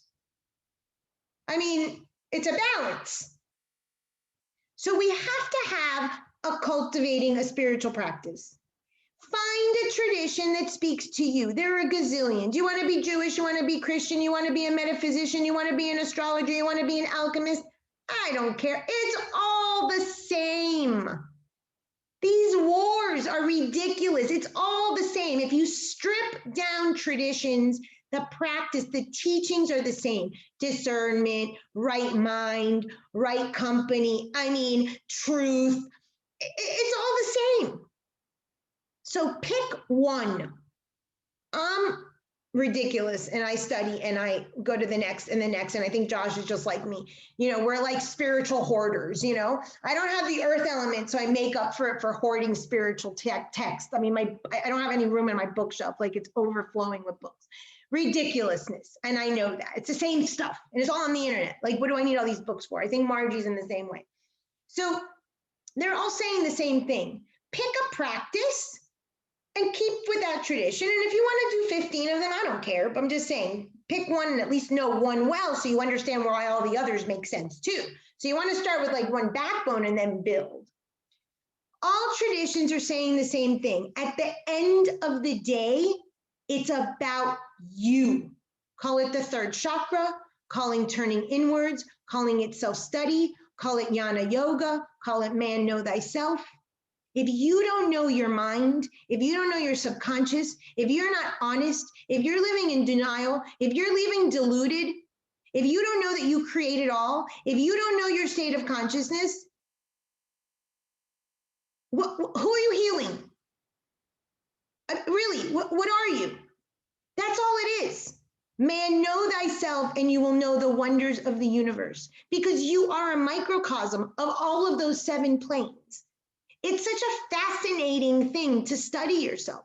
And the funny thing is we are all so egocentric. Everybody likes to talk about themselves. I have a girlfriend who's a chef, and she goes to every house and cooks. She says that we're invited to all the parties because we have party tricks. She cooks and I do astrology for everybody. Who doesn't want to go to a party and eat amazing food and be told all this shit about themselves? Are you kidding?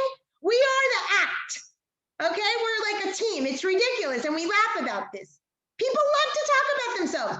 Oh, but don't tell them the truth. Don't tell them the truth. Tell them how great they are.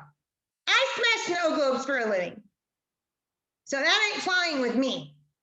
That's what I get paid to do. And surely, I'm telling you, as within, so without, I spend the entire day doing that to myself. I meant to tell you this earlier, and then I sidetracked. When I was interviewed for that podcast, the woman asked me something, and I said, there isn't one session, and anyone who studied with me has known this, and it's hard because I'm sometimes doing several sessions a day. So you constantly am looking at myself, that message isn't for myself.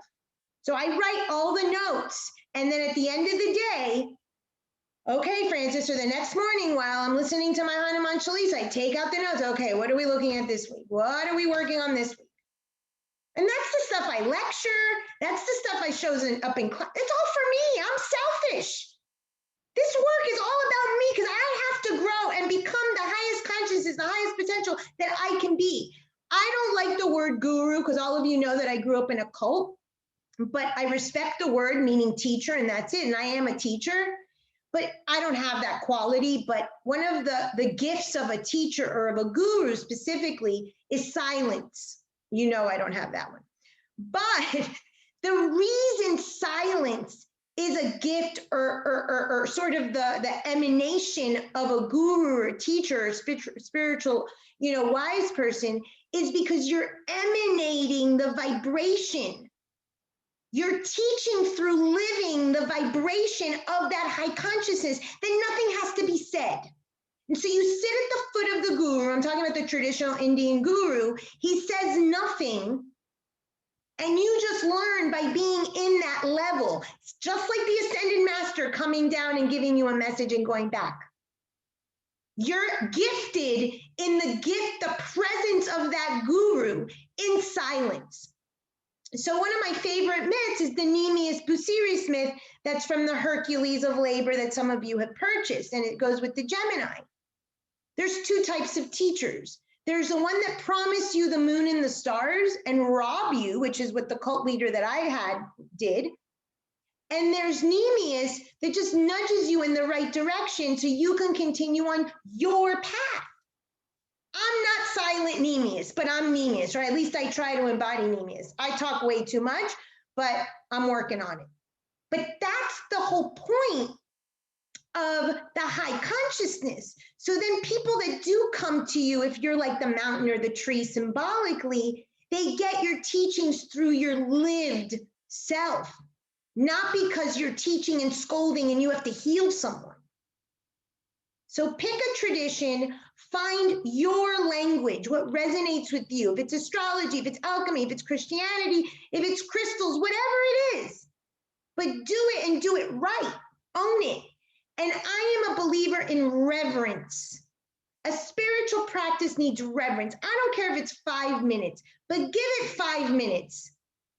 I read my Akashic prayer every day. I know it by heart, but the rules say, and I'm not much of a rule follower, but the rules say, when I learned, read it from the prayer, not by memory. And I have it, it's all broken. And every day I sit in reverence to this little piece of paper that I've had for 12 years.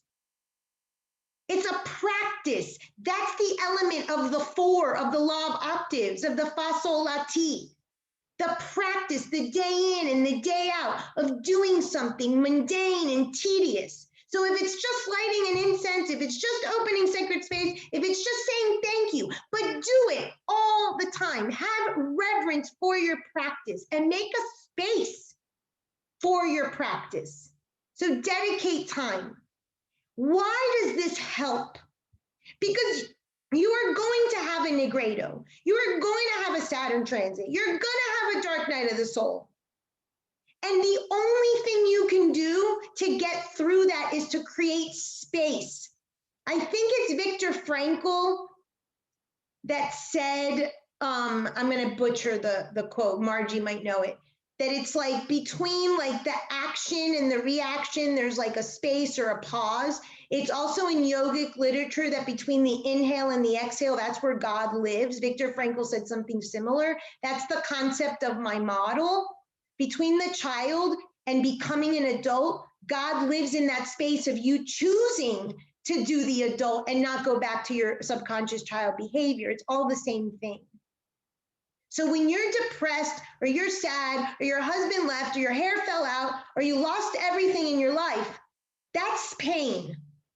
But you don't have to suffer if you have a practice. Not that it's going to make you feel better, not that it's bringing back anything, but it's going to help you create a space, a pause that reminds you that this too shall pass.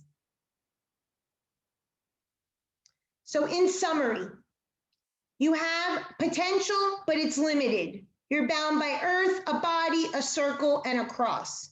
You're going to repeat the same issues over and over. There's 7 chakras. Today in my lecture, I was telling the students, no one comes with all 7 chakra issues. You have 1 or 2. Imagine one soul that comes with every freaking problem in the world. I mean, you can't withstand that. You've got 1 or 2 problems and it's all over your life, the same problem. That's why I can see in a minute, strip it down to the element. You're not that complicated. You're pretty simple, trust me. Your potential to reach the highest consciousness of the themes you came to work through is unlimited, and the purpose of your life. I get that all the time. What's my purpose? What's my purpose? Your purpose is to grow into the highest consciousness individual, your highest potential. There's a whole movement in psychology that's human potentiality. That's what this is. But most people don't know how to reach that. The chart is a really good way. Every 7 years, you're going to go through a spiritual experience, okay? You can call it a difficult time. You can call it Capricorn. You can call it lonely. You can call it death. You can call it limitation. Every word, and Negredo, every tradition has a word for it, okay? Those cycles are intended. That's why you need the pause. That's why you have the spiritual practice for those moments so that you can raise your consciousness. Squares and oppositions in the chart are for a lifetime. I love people that come, oh, I already worked that. Please, you're working and working. It's lead to gold. It's the process of alchemy. I'm not saying that I don't know elements, so I don't know what the middle of lead and gold is, but whatever that element is, I'm not saying you didn't grow and get there, but you still got a hell of a lot of way to go to gold. Don't pretend you work something already. Who are you? You can have a thought or an idea, but if you don't bring the earth principle into it, the number 4, the law of octaves, the fa sol la ti, it's not going to manifest.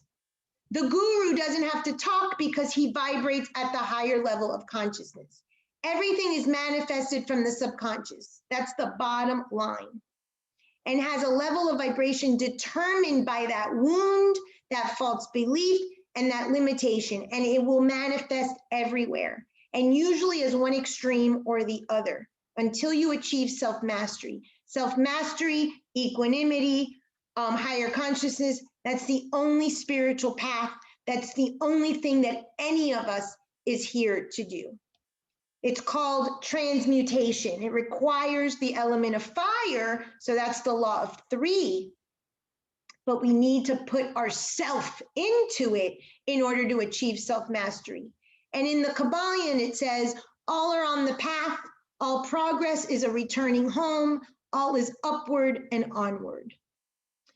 On the right, Saturn, wintering cycles, alchemy, Hydra, hero's journey, shadow, oppositions, death, Negredo, winds of the west. Those are the same words in other forms from all different traditions. Pick one.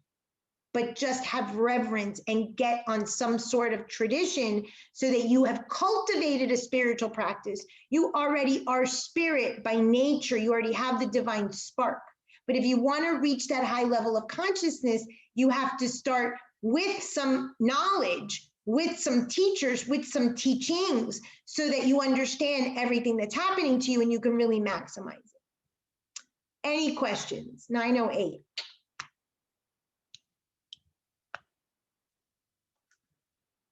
Nothing? Okay, then we'll call it a night. And if you give me about 30, 40 minutes, I will, let me stop recording and stop sharing. Just want to say thank you for the class. You're welcome, my pleasure. Did you guys like it? I loved it. Okay, good. Very insightful. So I hope I set out and met the objectives. Thank you so much. Of course. So I'll send you the Zoom recording. If you want the actual Kabbalion book, just shoot me an email or a text and I'll send it to you. It's like 50 pages.